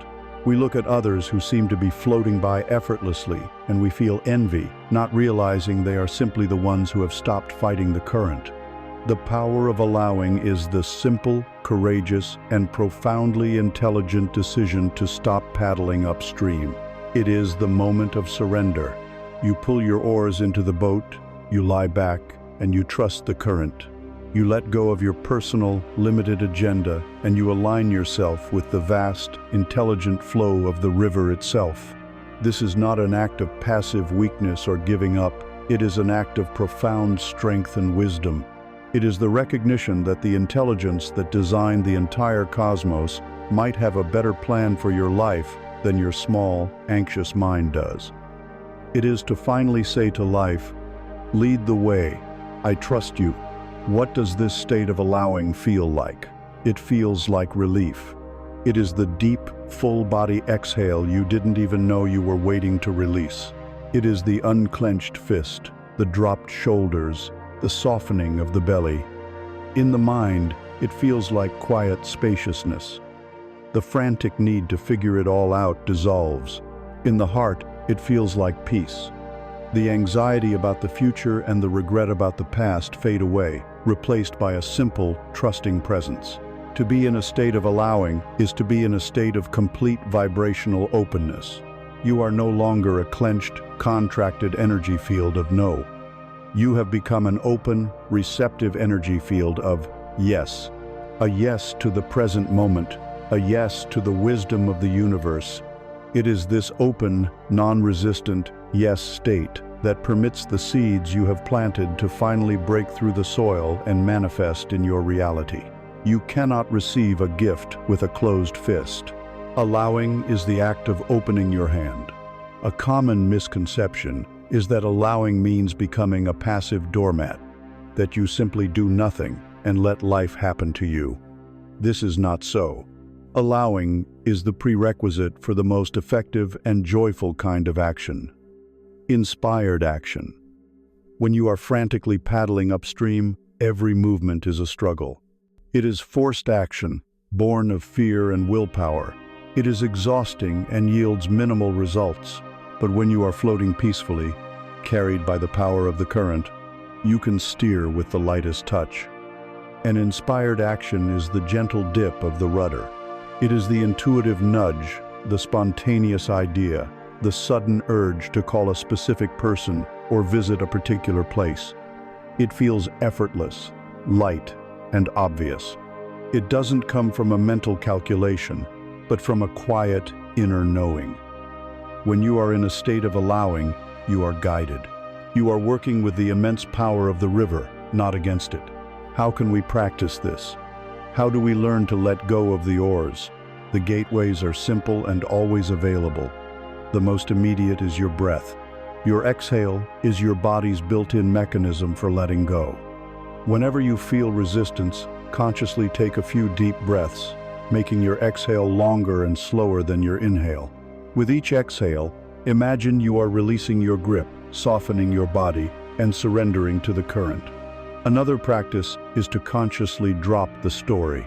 When you find your mind spinning in a loop of worry or complaint, simply stop. For 1 minute, let go of the entire narrative. Drop the labels, the judgments, the predictions. Return to the raw, direct, sensory experience of the now. Feel your feet on the floor. Listen to the sounds in the room. This act of dropping the story instantly dissolves resistance. The ultimate practice is to cultivate a mental posture of yes to what is. Whatever arises in the present moment, before you judge it or try to change it, Meet it with an inner nod of acceptance. This unconditional yes is the master key that unlocks the door of resistance.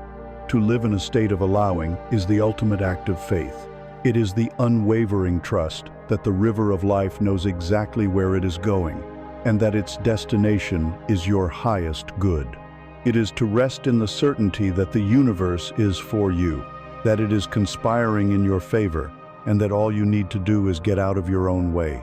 This state of open-hearted, trusting receptivity creates the most fertile ground for miracles to occur. It makes you a magnet for grace. And the single most powerful, most practical, and most beautiful way to cultivate this state of allowing, to align yourself perfectly with the downstream flow of well-being, is to immerse yourself in the high-frequency vibration of gratitude. We have learned to plant our seeds of intention and to enter the graceful, trusting state of allowing. We have surrendered to the great river of life, ready to be carried toward the ocean of our highest good. Now, we must learn how to put wind in our sails. We must learn the practice that is both the master key to allowing and the most powerful accelerator of our creations. This practice, this state of being, is gratitude. Gratitude is not a mere platitude. It is not a polite thank you issued after receiving something. True, deep gratitude is one of the highest and most potent vibrational frequencies you can embody. It is the emotional signature of abundance. It is the feeling of your prayers already answered. To live in a state of gratitude is to be in perfect alignment with the creative forces of the universe. Let us dismantle our conditioned understanding of gratitude. We are taught that gratitude is transactional. I receive a gift, so I say thank you. My prayer is answered, so I feel grateful. This is gratitude as a reaction, as an afterthought. This is the gratitude of the ego. The gratitude we speak of here is of a different order entirely. It is unconditional. It is a proactive choice, a way of seeing, a lens through which you consciously choose to view your reality. It is the practice of finding things to be thankful for, even when your grand desires have not yet manifested. It is the deep appreciation for the life that is already flowing through you and around you right now. This is creative gratitude. It is the cause, not the effect. Let us revisit the fundamental laws of creation we have explored. The universe is a field of vibration, and it responds to your dominant frequency. Your feeling state is your broadcast. When you are in a state of lack, worry, or impatience, you are broadcasting a low, contracted frequency. You are telling the universe, I do not have what I want. Things are not right. The universe, in its perfect obedience, responds by bringing you more circumstances that match this feeling of not rightness. But when you generate the genuine feeling of gratitude, you are broadcasting the most beautiful, coherent, and expansive frequency possible. In the moment you feel truly grateful, you are vibrating at the frequency of receiving. You are a perfect vibrational match to answered prayers. The universe hears this powerful signal and has no choice but to bring you more experiences, people, and things that match it. It must bring you more to be grateful for. Here is the metaphor. Your feeling, state is a signal you are sending out to the cosmos. Gratitude is the great amplifier. It is the loudspeaker that takes the quiet, subtle signal of all is well and booms it across the quantum field with unshakable clarity and power. To complain is to broadcast a signal of static. To feel gratitude is to broadcast in perfect, high-definition surround sound. When you feel grateful for the money you do have, however little, you are amplifying the signal of abundance. When you feel grateful for the love that is in your life, in any form, you are amplifying the signal of love. The universe hears this loud, clear, powerful transmission and responds, "Ah, this is the music they wish to hear more of. Send more of this." Gratitude is you, the conscious creator, telling the universe precisely what you want more of, using the only language it truly understands, the language of high-frequency emotion. The beauty of this practice is that you can begin right now with what is already present. You do not need to wait for anything to change. Gratitude is the art of training your attention to find the evidence of the abundance that is already here. Let us walk through this practice. Start with your own body, this miraculous vessel. Can you feel gratitude for the lungs that breathe for you without you ever having to ask? For the heart that has been beating faithfully for you every second of every day of your life? Can you feel gratitude for your eyes that see, your ears that hear, your legs that carry you? You are a walking, talking miracle of biological engineering, a masterpiece of life itself. Dwell on that. Feel the wonder of it. Now, expand your awareness outward. Feel gratitude for the simple, foundational things we so often take for granted. The roof over your head that keeps you safe and warm, the clean water that flows from your tap, the food in your kitchen, the clothes that you wear. In the grand sweep of human history, these simple things are the luxuries of kings. Expand further. Feel gratitude for the people in your life. For a friend's laughter, a partner's touch, a child's trust, the kindness of a stranger. Even for the difficult people, can you find gratitude for the lessons they have taught you, for the strength they have forced you to find within yourself? This is the alchemy of pain meeting the power of gratitude. It is transforming your past from a library of grievances into a curriculum of wisdom. And now, expand into the boundless gratitude for existence itself. Gratitude for the beauty of a sunset, for the genius of Mozart or Beethoven, for the comfort of a pet, for the existence of trees that create the very oxygen you breathe. When you begin to consciously look for things to be grateful for, you find that the universe is relentlessly, extravagantly showering you with blessings in every moment. The problem was never a lack of blessings, it was a lack of attention. The practice of gratitude shifts your attention from the one thing that is wrong to the 1,000 things that are right. As you cultivate this as a daily practice, perhaps by keeping a journal, or simply by taking moments throughout your day to pause and appreciate something, magical begins to happen. Gratitude ceases to be something you do, and it becomes who you are. It shifts from a practice into a permanent state of being. You begin to walk through the world with eyes of wonder. You see beauty everywhere. You feel a constant, quiet hum of appreciation beneath the surface of your day. This is the state of grace. And when you live in this state, the old, familiar feeling of lack simply cannot survive. It is like trying to light a match in a downpour. Gratitude and lack are mutually exclusive frequencies. One cannot exist in the presence of the other. Gratitude is the ultimate solvent for the ego's fear and scarcity mindset. It is the direct experience of abundance. When this becomes your nature, your entire perception of the world transforms. You no longer see life as a struggle or a competition. You see it as a gift. You stop seeing other people's success as a threat and start celebrating it, knowing that the universe is infinitely abundant. You cease striving and start thriving. You are no longer paddling frantically against the current. You are floating joyfully in the downstream flow, your heart filled with thanks for the beauty of the journey. This inner state of grace inevitably begins to reshape your outer world. You begin to understand, on a cellular level, that the world you experience is not a separate, objective reality. It is a flawless mirror, reflecting back to you the quality of the consciousness you are holding within. As you begin to live in the high-frequency state of gratitude, you will notice your perception of the world beginning to shift. The world itself may not have changed, but your experience of it has. The same circumstances that once felt like a struggle now feel imbued with a sense of grace. The same people who once irritated you now seem less bothersome, or they may even begin to show you a different, kinder side of themselves. This is your first and most powerful clue to one of the deepest truths of existence. The world you experience is not an objective, separate reality. It is a flawless mirror, reflecting back to you, in every moment, the precise quality of the consciousness you are holding within. The world is you, pushed out. This is perhaps the most challenging and liberating principle we will explore.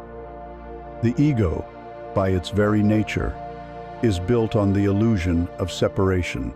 It creates a firm boundary between me and here and the world and other people out there. We spend our lives interacting with this out there, believing it to be the cause of our joy and our sorrow. The mirror principle dissolves this fundamental illusion. It reveals that there is no out there that is separate from you. Every person you meet, every situation you encounter, every judgment you receive, and every compliment you are given is a projection, a reflection of an aspect of your own inner landscape. Let us first look at the beautiful side of this mirror. When you encounter a person you deeply admire, when you are moved by their kindness, their wisdom, their creativity, or their strength, you are not just witnessing something external to you. You are only able to recognize those qualities in them because the seeds of those same qualities exist within you. Their brilliance is a reflection of your own forgotten or unexpressed brilliance. Their love is a reflection of your own capacity to love. They are a mirror showing you your own highest potential. The universe places these people in your life as a reminder of the magnificence you hold within, inviting you to recognize it and bring it forth. To admire another is to admire a part of your own soul. Now, we must turn, with great courage and compassion, to look at the more challenging side of the mirror. This is where our greatest growth lies. When a person or situation triggers you when you feel a disproportionate wave of anger, irritation, judgment, or annoyance, this is also your mirror. The person is not the cause of your feeling. They are the messenger. They are a living reflection, pointing you directly to an unhealed or unacknowledged part of yourself. This reflection typically works in one of two ways. First, it may be mirroring a disowned part of your own shadow. If you find yourself intensely angered by someone you perceive as arrogant, it is highly probable that you have a disowned arrogance within yourself that your ego refuses to acknowledge. If you are constantly judging others as lazy, it may be a reflection of a part of you that deeply craves rest, but that you harshly judge and suppress. The things we most vehemently judge in others are often the very things we are most afraid to face in ourselves. The second way the mirror works is by triggering a pre-existing wound. A coworker's casual criticism does not create the pain of feeling not good enough. It simply activates the old, unhealed wound of not enoughness that you have been carrying since childhood. The person who is late for a meeting does not create your feeling of being disrespected. They trigger the old story that I am not important. The external event is merely the needle that plays the old, scratched record that is already on your turntable. The other person is the messenger, telling you, there is a wound here, inside of you, that is asking for your loving attention. It is ready to be healed. Imagine you are walking through a vast, endless hall of mirrors. The ego, believing each reflection to be a separate, real entity, spends its entire life interacting with the mirrors. It sees a reflection with a smudge on its cheek and spends hours trying to scrub the mirror's surface, growing increasingly frustrated that the smudge won't go away, never realizing the smudge is on its own face. It sees a reflection that is frowning and begins to argue with it, plead with it, and demand that it smile, not understanding that the reflection is only mirroring its own expression. This is the futility of a life spent trying to change the world out there. The spiritual creator understands the principle of the Hall of Mirrors. When they see a reflection they do not like, they waste no energy on the mirror itself. They stop. They turn their gaze inward. They ask the powerful questions, what is this reflection showing me about myself? What disowned part of me is this person mirroring? What old wound is this situation triggering? They do the only work that has any real power. They work on themselves. They heal the wound. They integrate the shadow. They change their own expression from a frown to a smile. And in that instant, all 1,000 reflections in the hall smile back, effortlessly, instantly. This is the ultimate path to freedom. When you truly live by this principle, every person in your life becomes your teacher. The checkout clerk who is rude to you is no longer an annoyance. They are your guru. reflecting back to you your own impatience or judgment, giving you an opportunity to practice compassion. The boss who micromanages you is your guru, mirroring back to you your own need for control, or triggering your wound of not being trusted.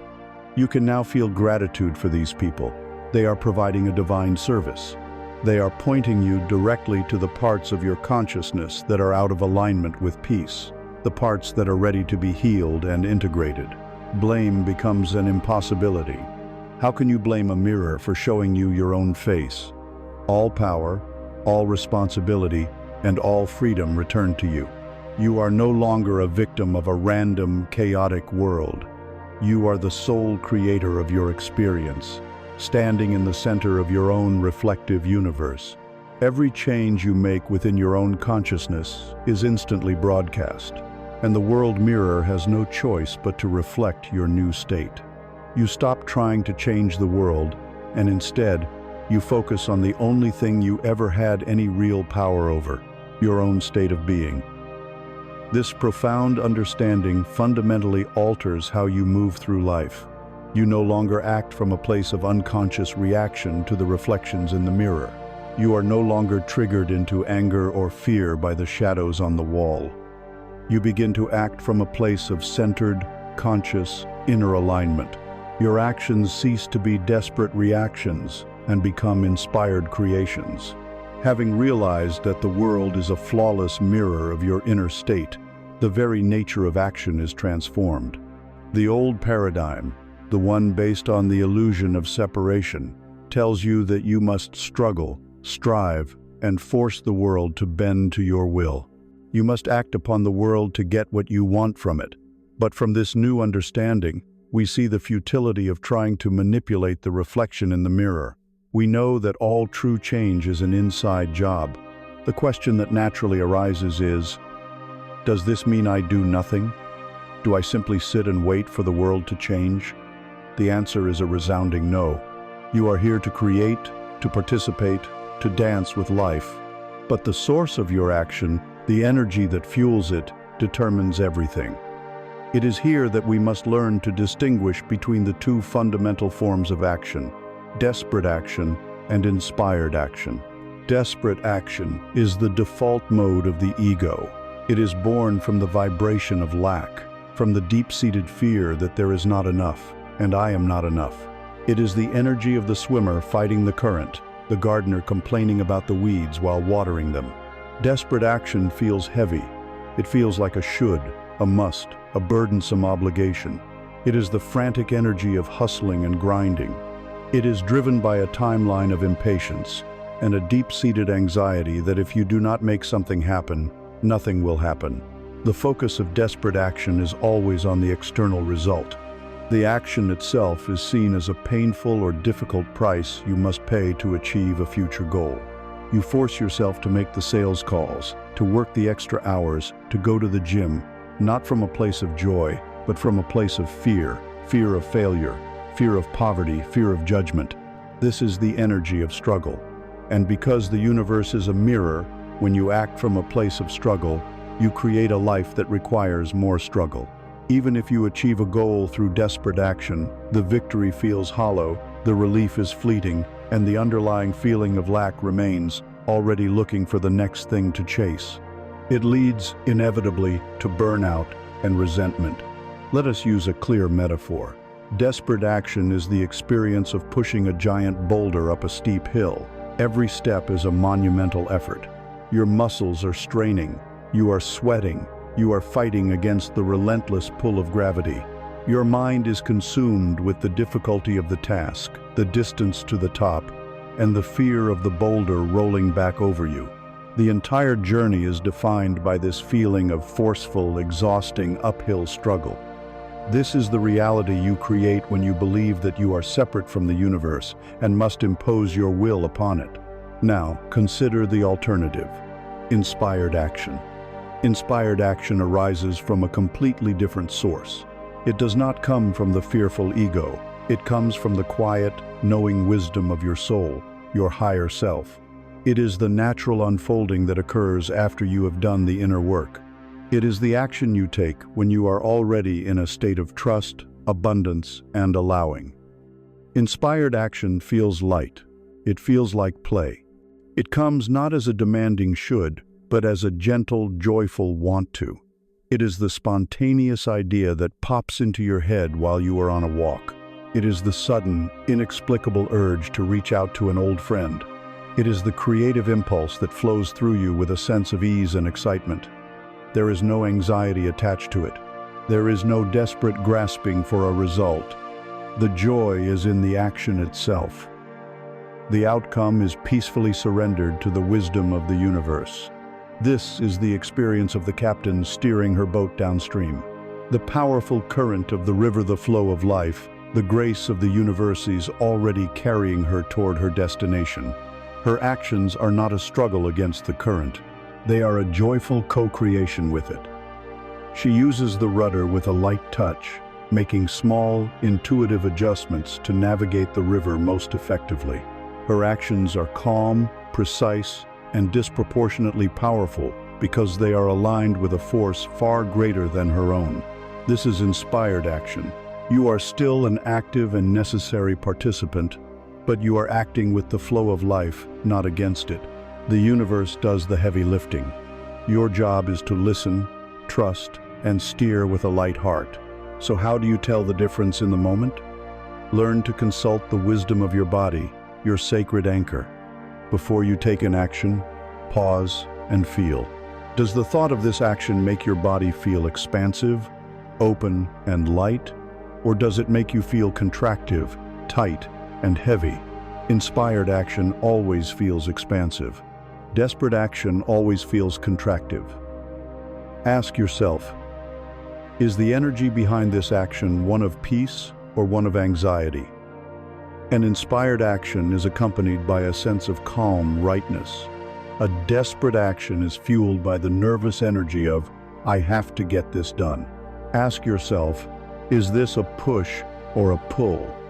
Desperate action feels like you are pushing yourself, forcing yourself with willpower. Inspired action feels like you are being gently and joyfully pulled toward it, as if by an invisible thread. There will be times on your journey, after you have planted your seed of intention, where there are no nudges, no pulls, no inspired ideas. There is only silence. The temptation for the ego in these moments is to panic. It will scream, nothing is happening. You must do something, anything. This is the moment it will try to convince you to start pushing the boulder up the hill. The path of wisdom is to trust the silence. This period of apparent inaction is not empty. It is a sacred gestation period. It is the universe working behind the scenes, arranging circumstances and aligning energies. To trust this silence, to rest in a state of peaceful expectation without forcing an action, is itself a powerful form of inspired action. It is the action of holding faith. When you learn to live this way, acting only on these clear, joyful, inspired impulses, your entire relationship with work and success is revolutionized. You realize that your primary work is not out there, but in here. Your primary work is to maintain your own state of inner alignment and joy. The inspired actions that flow from that state are simply the wonderful side effects of a well-tended inner garden. The material success, the loving relationships, the creative breakthroughs, these are no longer the goals you desperately chase.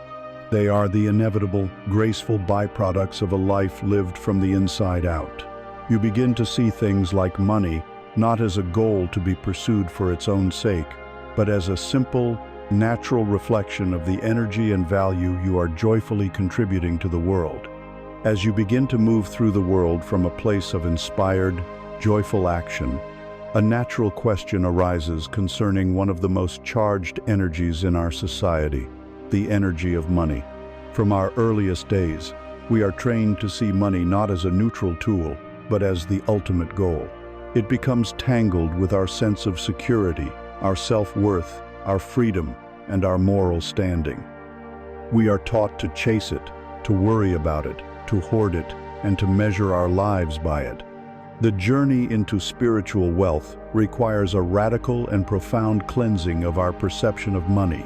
It requires us to stop seeing money as a goal to be pursued and to understand it for what it truly is: a neutral, symbolic form of energy and a simple byproduct of our own inner state. First, we must strip money of the false power we have given it. Money is not good or evil. It is a piece of paper, a metal coin, a number on a screen. It is an instrument, like a hammer. A hammer can be used to build a home or to break a window. The hammer itself is neutral. The energy and intention of the user determine its effect. So it is with money. It is a form of condensed energy, a social agreement we have made to facilitate the exchange of value. The problem arises when we mistake the symbol for the substance it represents. We chase the paper, forgetting that the real source of wealth is the value, the service, the creativity, and the energy that the paper is meant to symbolize. To make money your primary goal is to condemn yourself to a life of endless chasing. It is to fix your eyes on the reflection in the mirror, forgetting that you are the source of the reflection. When money is the goal, your vibrational state is almost always one of lack. You are focused on its absence. You are constantly measuring the gap between what you have and what you want. This feeling of not having enough becomes your dominant frequency, and the universe, in its perfect mirror-like fashion, must reflect back to you a reality where you perpetually feel that you do not have enough, regardless of the actual numbers in your account. This is why we see people with immense fortunes who live in a constant state of fear, terrified of losing what they have. They have accumulated the symbols, but they have not cultivated the consciousness of true abundance. They are rich, but they are not wealthy. The path to spiritual wealth requires a complete reversal of this chase. You take your attention off money entirely. You turn away from the reflection and focus on the source. Your work is not to get more money. Your work is to become a person who naturally and effortlessly attracts it. You do this by focusing on two things. First, you focus on your inner state of being. You do the work we have been exploring. You cultivate stillness. You live in the now. You alchemize your pain. You practice gratitude. You make feeling good, peaceful, and abundant your primary priority. Second, you focus on providing value. You ask, what are my unique gifts? What do I love to do? How can I serve the world in a way that brings me joy? You then pour your energy into expressing that value, not for the reward, but for the sheer joy of the expression itself. When you operate from this state of inner abundance and joyful service, money becomes the natural, inevitable, and effortless consequence. It flows to you not because you chased it, but because it is the physical symbol for the high vibrational energy and genuine value you are putting out into the world. You are no longer chasing the symbol. You are embodying the substance, and the symbols must follow. Let us think of money as water. It is a current of energy that is meant to flow. A healthy economy, like a healthy ecosystem, depends on this constant circulation. When you approach money from a place of fear and lack, you attempt to stop this flow. You build a dam, you hoard it. You are terrified to spend it, to give it, to let it go. You believe your security lies in the amount of water you can trap in your personal reservoir. But what happens to water that is dammed up and not allowed to circulate? It becomes stagnant. It grows murky, lifeless, and algae-choked. This is the energy of the hoarder, the miser. Their life, like the stagnant pond, lacks vitality and flow. They have stopped the current, and in doing so, have cut themselves off from the living river. The person who understands spiritual wealth becomes an open channel for the river, not a dam. They see their bank account not as a reservoir, but as a section of a mighty, ever-flowing river. They know that their security does not come from the particular water that is in their section of the river right now, but from their connection to the river's infinite source. They practice the art of allowing the river to flow through them. This means they are open to receiving, joyfully and gratefully, as the river flows in. They see being paid for their services not as taking something from someone, but as a beautiful affirmation of the value they have provided. But just as importantly, they allow the river to flow out. They circulate their money with joy and trust. They pay their bills not with a feeling of contraction and loss, but with a feeling of gratitude for the services they received. The electricity, the housing, the food. They spend money on things that bring them joy without guilt. They give when inspired with an open heart. They know that in a flowing river, as water goes out, more water from the infinite source upstream must inevitably flow in to take its place. By facilitating this flow, they ensure that their own riverbed is always clean, fresh, and full. Your relationship with money is a perfect mirror of your relationship with life. Do you trust the source? Or do you believe you are an isolated entity who must struggle and hoard to survive? True financial freedom is not a number. It is the absolute, bone-deep knowing that you are the source of your own abundance. It is the faith that as long as you are cultivating a state of inner well-being and joyfully sharing your gifts, the universe will support you completely.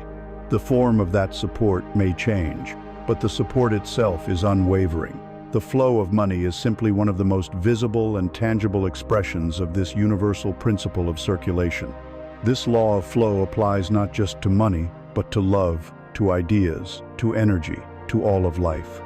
To live in wealth is to live in flow. And to live in flow, we must become masters of the sacred rhythm of giving and receiving. The river of money, we have discovered, is but one stream feeding into the great ocean of abundance. Its flow is governed by a law that is as fundamental to the cosmos as gravity is to matter. This is the universal law of dynamic exchange, the sacred rhythm of giving and receiving. Nothing in the universe is static. Everything is in a constant, graceful dance of exchange. The sun gives its light, and the earth receives it, transforming it into life. The plants give oxygen, and the animals receive it, giving back carbon dioxide in a perfect, life-sustaining loop. To be alive is to be a participant in this dance. To resist this rhythm is to step out of the flow of life itself. True wealth, in every sense of the word, is found not in accumulating, but in circulating. It is in becoming a masterful and joyful conduit for the flow of universal energy. To understand this law, we must first honestly examine the ways in which we block it. We typically create blockages on one of two sides of the equation. First, there is the blocked receiver. This is the person who has learned that it is noble to give, but selfish to receive. They give their time, their energy, their love, and their resources freely. But when someone tries to give back to them, they become deeply uncomfortable. They deflect compliments, refuse offers of help, and feel a sense of guilt or indebtedness when receiving a gift.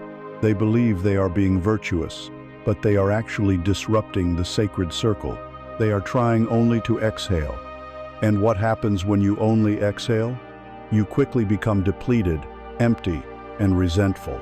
Your giving, which started from a pure place, becomes tinged with the bitterness of martyrdom. The blocked receiver, in their refusal to receive, eventually has nothing left to give. On the other side is the blocked giver.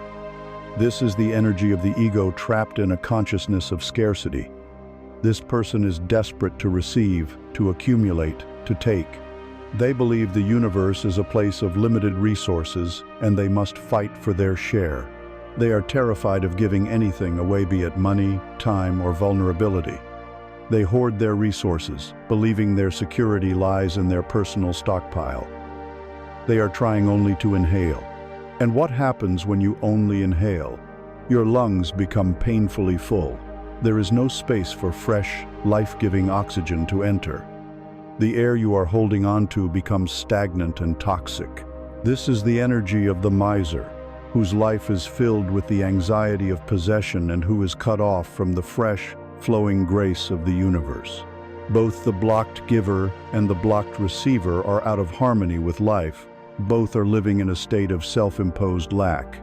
The most perfect, simple, and undeniable metaphor for this law is the one happening in your body right now, your breath.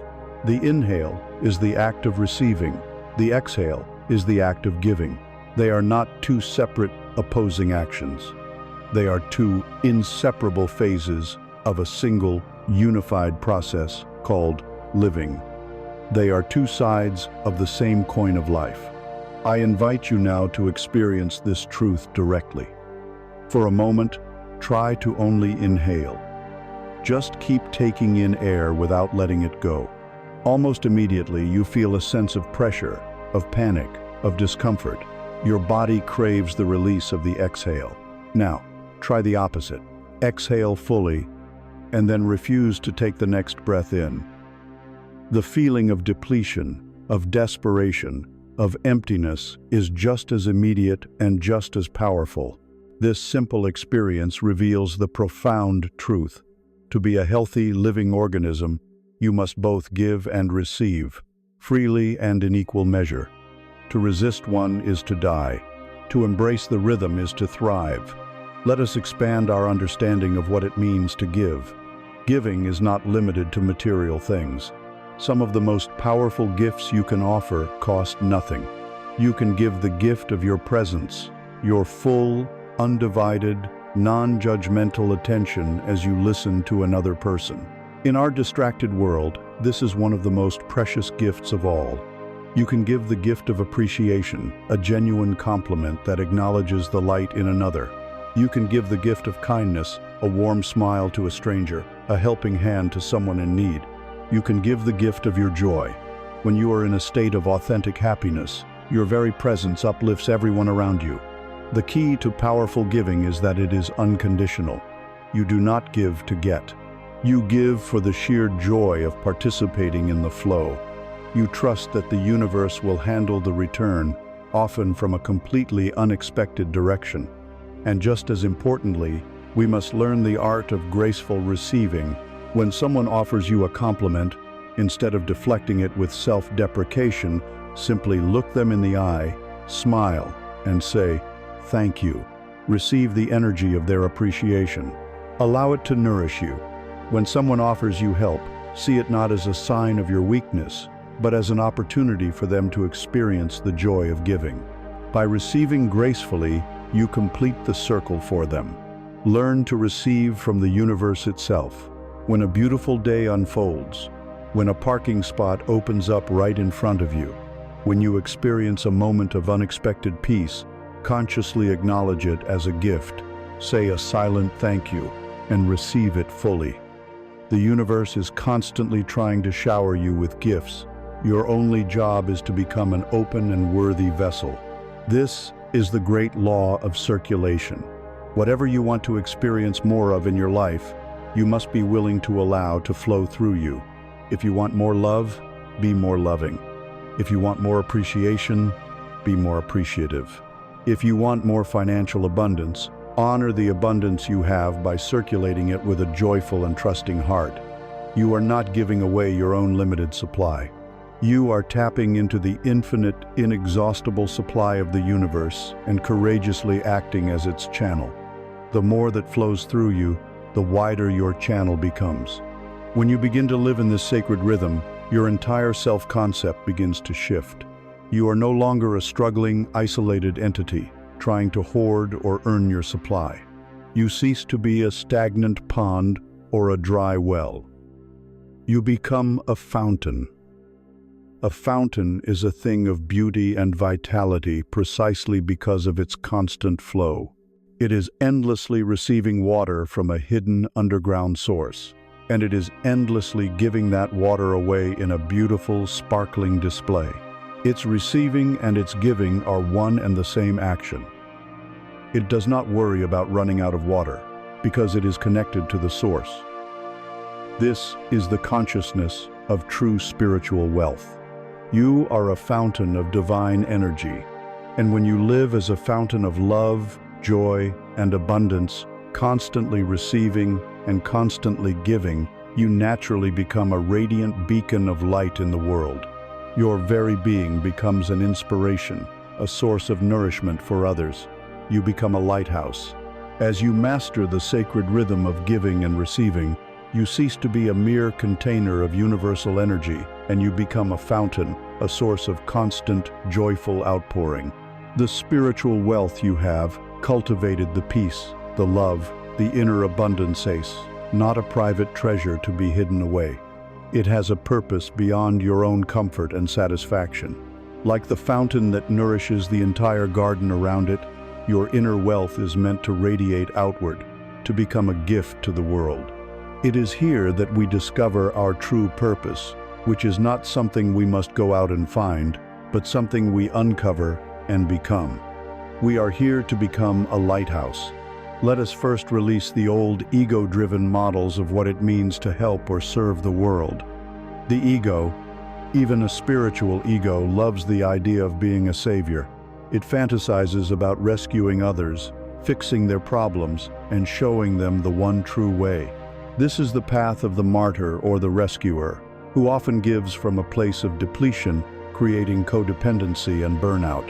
The ego also loves the role of the preacher, the one who has found a truth and now feels an urgent need to convince everyone else of it, subtly implying their own superiority. Both of these models, though they may seem noble, are born from a place of unrest. They are still forms of doing driven by a need to validate oneself or to change the external world. They are still trying to rearrange the reflections in the mirror. The lighthouse offers a profoundly different, more powerful, and more peaceful model of service. Consider its nature.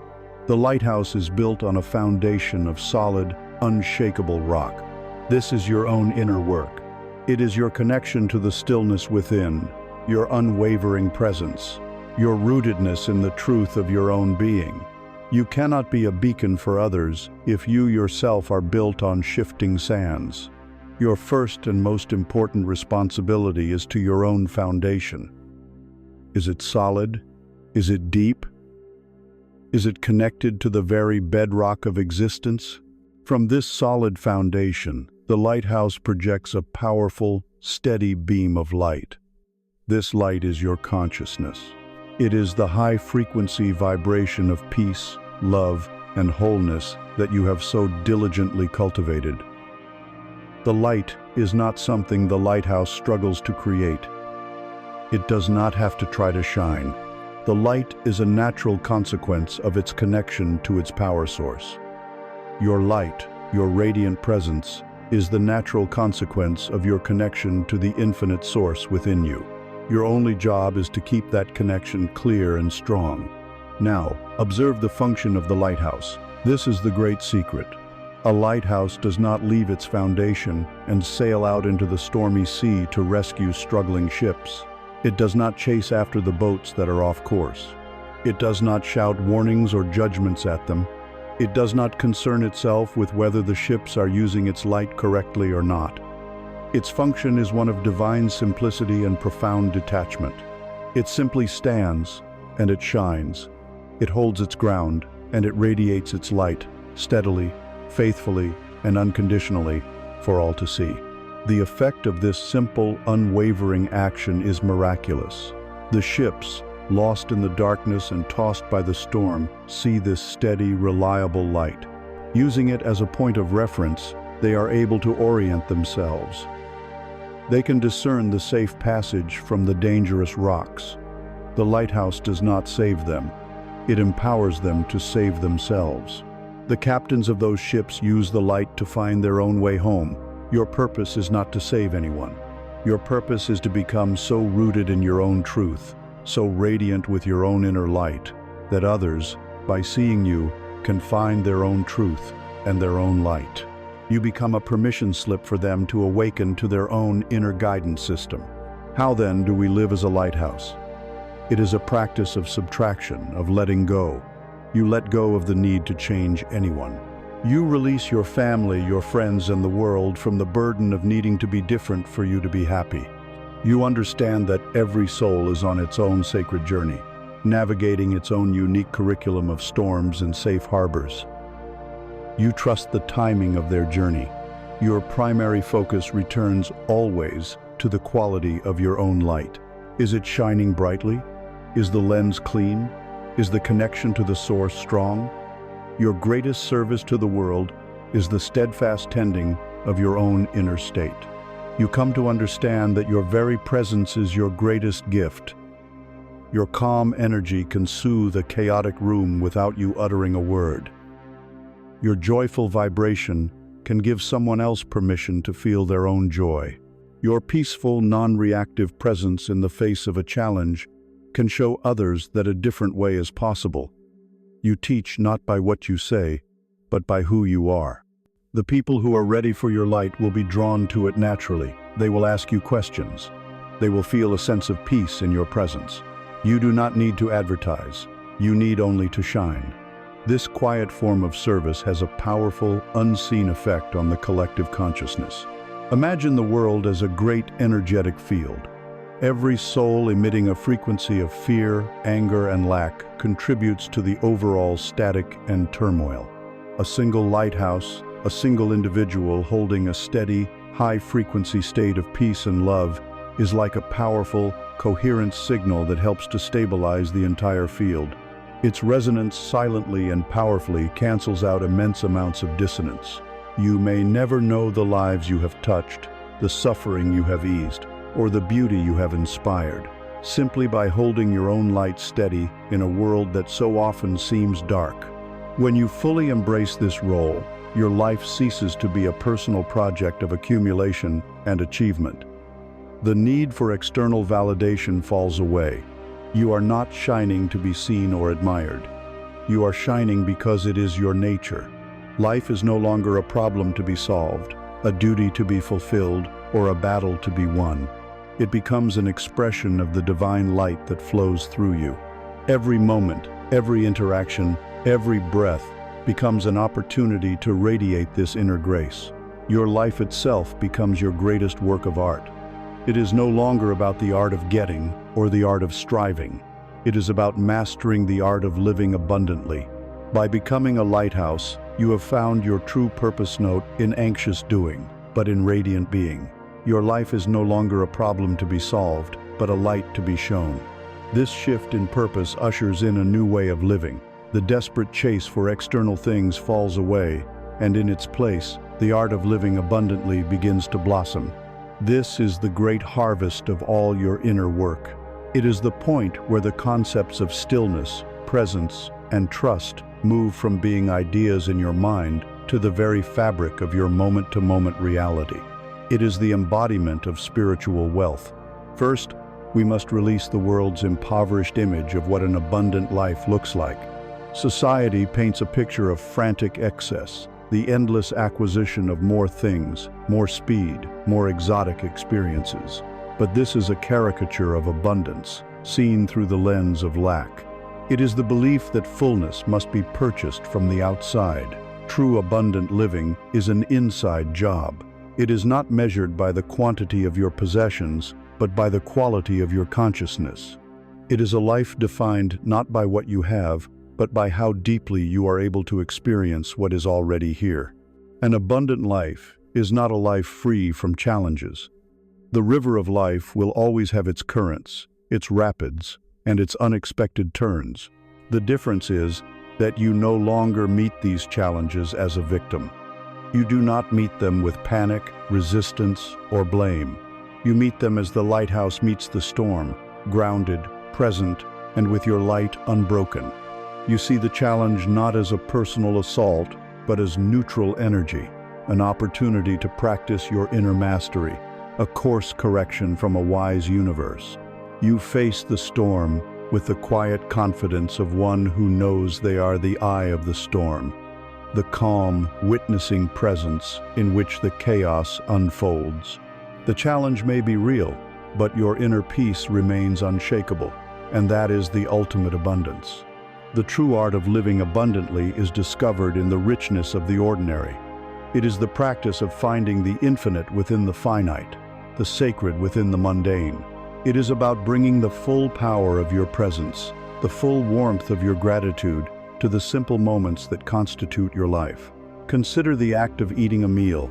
The ego, lost in thought, consumes its food mindlessly, tasting nothing, already planning its next task. The abundant mind experiences an abundant meal. It feels gratitude for the sun, the soil, and the rain that grew the food. It tastes each flavor with deliberate attention. The simple act of eating becomes a meditation, a communion with the earth, a moment of profound sensory wealth. Consider having a conversation. The ego engages in conversation as a transaction, waiting for its turn to speak, planning its response, seeking to impress or to win an argument. The abundant mind has an abundant conversation. It gives the other person the priceless gift of its full, loving presence. It listens not to reply, but to understand. It shares its own truth with authenticity and vulnerability. The conversation becomes a sacred space, a dance of connection, a source of genuine nourishment for both souls. Consider taking a simple walk. The ego walks from point A to point B, lost in a mental fog of worries and to-do lists. The abundant mind takes an abundant walk. It feels the sensation of the ground beneath its feet. It notices the intricate pattern of a leaf, the specific shade of blue in the sky, the sound of birdsong. The walk is not a means to an end. The walk itself is the destination, a full immersion into the miracle of the present moment. Let us imagine your life as a piece of music. In your old way of being, you listened to this music with an impatient ear.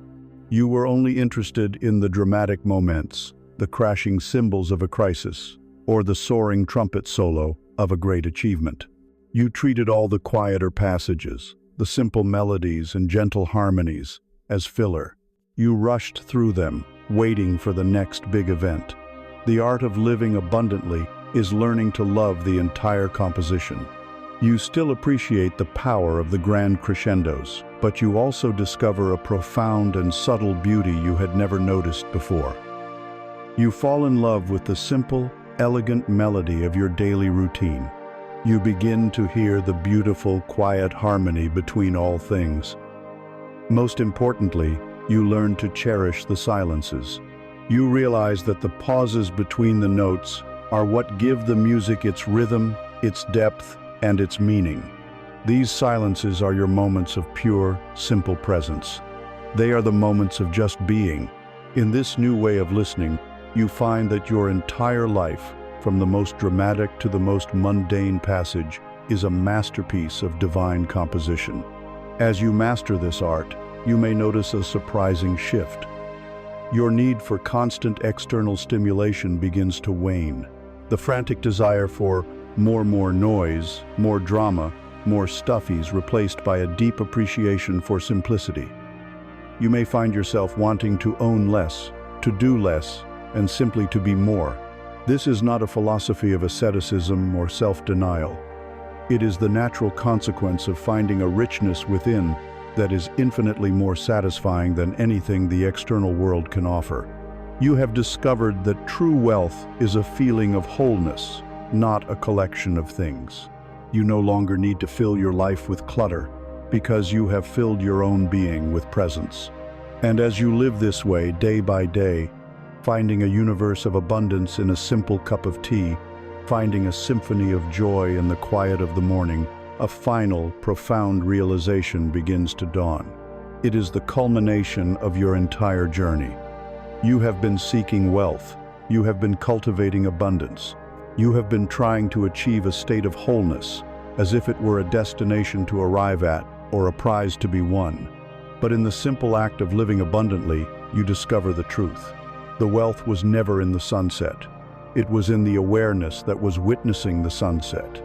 The abundance was not in the meal. It was in the consciousness that was tasting the meal. The peace was not in the silence. It was in the presence that was hearing the silence. The treasure you have been seeking, the great spiritual wealth you have been working to attain, was never separate from you. It is the very consciousness that is looking out through your eyes and listening through your ears in this very moment. You are not the seeker of the wealth. You are the wealth itself, finally waking up to its own nature. We have journeyed far. We have walked through the shadows of the mind. We have stood in the fire of our own pain, and we have learned to float on the great river of life. We have practiced the arts of attention, intention, and allowing. We have tended to our inner garden, and we have polished the lens of our perception until the world itself began to shine with a new light. And here, at the culmination of this journey, after all the seeking and all the striving, we arrive at the final, breathtaking destination, only to discover that it is the very place from which we started. We arrive at the understanding that the entire journey was a circle, a grand, cosmic loop, designed to lead us back to a truth so simple, so obvious, that we had overlooked it our entire lives. The truth is this: you are the wealth you seek. This entire journey has not been a process of addition, but one of subtraction. It has not been about learning how to become abundant. It has been a process of unlearning the deeply ingrained illusion of your own poverty. Together, we have peeled away the layers of this great illusion. We unlearned the great forgetting, realizing that our sense of lack was not our nature, but a program installed in us by the world. We learned to recognize the sound of lack, the incessant voice of the ego, and in recognizing it, we discovered we were not that voice, but the silent presence listening to it. We let go of the heavy robes of the victim, reclaiming the power we had given away to our circumstances and our stories. We dissolved the boundary between self and other, seeing the world not as a battlefield, but as a flawless mirror. We unlearned the need to struggle, discovering the grace of inspired action. Each step was not about gaining something new, but about shedding a belief that was false. We were not building a new you, we were uncovering the real you that has been there, perfect and whole, all along. Let us hold one final metaphor. Imagine a single beautiful wave on the surface of the sea. This wave, for the first time, becomes conscious of itself. It looks around and sees countless other waves, some bigger, some smaller. It notices that it rises, and then it inevitably falls. It feels a sense of being small, separate, and temporary. A deep sense of anxiety and lack pervades its being. It looks out at the vast, deep, eternal ocean and feels a profound yearning. The ocean, it thinks, is so powerful, so peaceful, so abundant. I am just a small, fleeting wave. If only I could find the ocean, if only I could become one with it, then I would be whole. And so, the wave begins its spiritual search. It tries to become a better wave. It strives to be taller, more impressive, hoping the ocean will take notice. It crashes onto the shore with great force, hoping to prove its worth. It prays to the ocean, asking for its grace. It fears the ocean, for it knows that one day it will dissolve back into it. The wave's entire life becomes a frantic, desperate search for the very thing it is already a part of. The entire quest is predicated on a single fundamental misunderstanding, the belief that it is separate from the ocean. Then one day, exhausted from its striving, the wave simply surrenders. It stops trying to be anything. It stops searching. In the quiet of its surrender, it simply feels its own being for the first time. It feels the cool, wet substance that constitutes it. It feels the deep, powerful current that moves it. It tastes the salt that is its essence. And in that moment of pure, direct experience, the wave has a staggering realization. It has never been separate from the ocean. It is not in the ocean. It is the ocean, expressing itself for a moment as a wave. The very water it is made of is the water of the ocean. The power that moves it is the power of the ocean. Its entire search was absurd, a game of hide and seek, where it was both the seeker and the one being sought. The wave realizes it doesn't need to find the ocean. It only needs to be itself to know its own oceanic nature. You are that wave. And the universe, God, source, life, abundance that is the ocean. Your entire spiritual quest has been this wave search. You have been looking for the wealth, for the peace, for the wholeness, as if it were something outside of you that you needed to acquire. The final awakening is this: you are not a person who is trying to get abundance. You are abundance itself, having the temporary experience of being a person who has forgotten. You are not a human who has consciousness. You are consciousness temporarily embodied in a human form. And this consciousness, your true nature, is inherently complete. It lacks nothing. It is intrinsically peaceful, unconditionally loving, and infinitely abundant. It is the source of all things. It is the wealth. What does this mean for your life? Does the wave instantly disappear? Number. You continue to live your human life. You continue to rise and fall with the joys and sorrows of human experience. But you no longer identify solely with the form of the wave.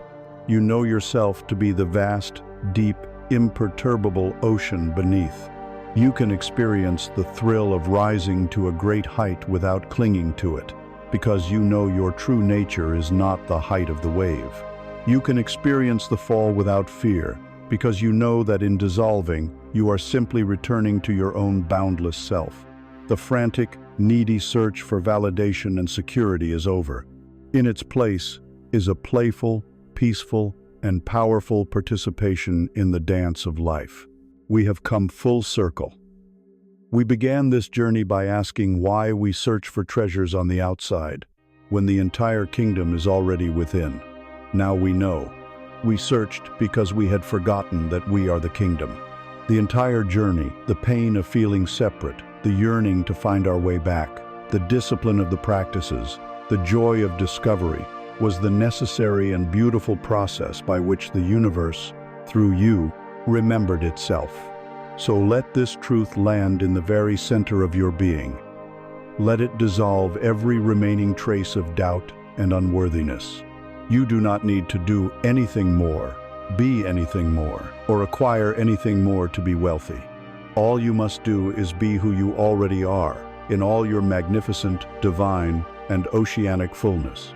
The search is over, the treasure has been found, and its name is you. You are the peace, you are the wholeness, you are the abundance, you are the wealth you seek. And so, we rest here, at the end of all seeking. The mind is quiet, the heart is full, the journey home is complete, not because we have arrived at some distant shore, but because we have recognized the ground beneath our feet as the destination we were always searching for. There are no more grand concepts to learn, no more complex techniques to master. There is only this simple, profound, and peaceful presence that you are. You came into this world as a boundless soul, a pure expression of life's infinite abundance, and you will leave this world as a boundless soul. Everything in between the triumphs and the tragedies, the gains and the losses, the joys and the cirrhosis, but a dance, a play of light and shadow against the unchanging screen of your own being. The great spiritual wealth you sought was never in the things you collected along the way. It was never in the achievements, the accolades, or the approval of others. The true wealth was, and always is, in the remembering of the light you are. Let this truth be the new foundation of your reality. Let it be the quiet music that plays beneath the sound of your days. To carry this knowing with you, take this simple statement, not as an affirmation to convince yourself, but as a declaration of your true nature. Breathe it in. Let it settle into your bones, into your very cells. I am the source. All abundance flows from me. Let that be your anchor in any storm. Let that be your compass in any darkness. When the old voices of lack and fear arise, as they sometimes might, simply return to this truth. You are the source. The river of life, with all its riches, flows not to you, but from you. There is nothing more to do. There is nothing more to become. There is nothing more to seek. All that is left is to be. Be the peace. Be the love. Be the wealth that you are.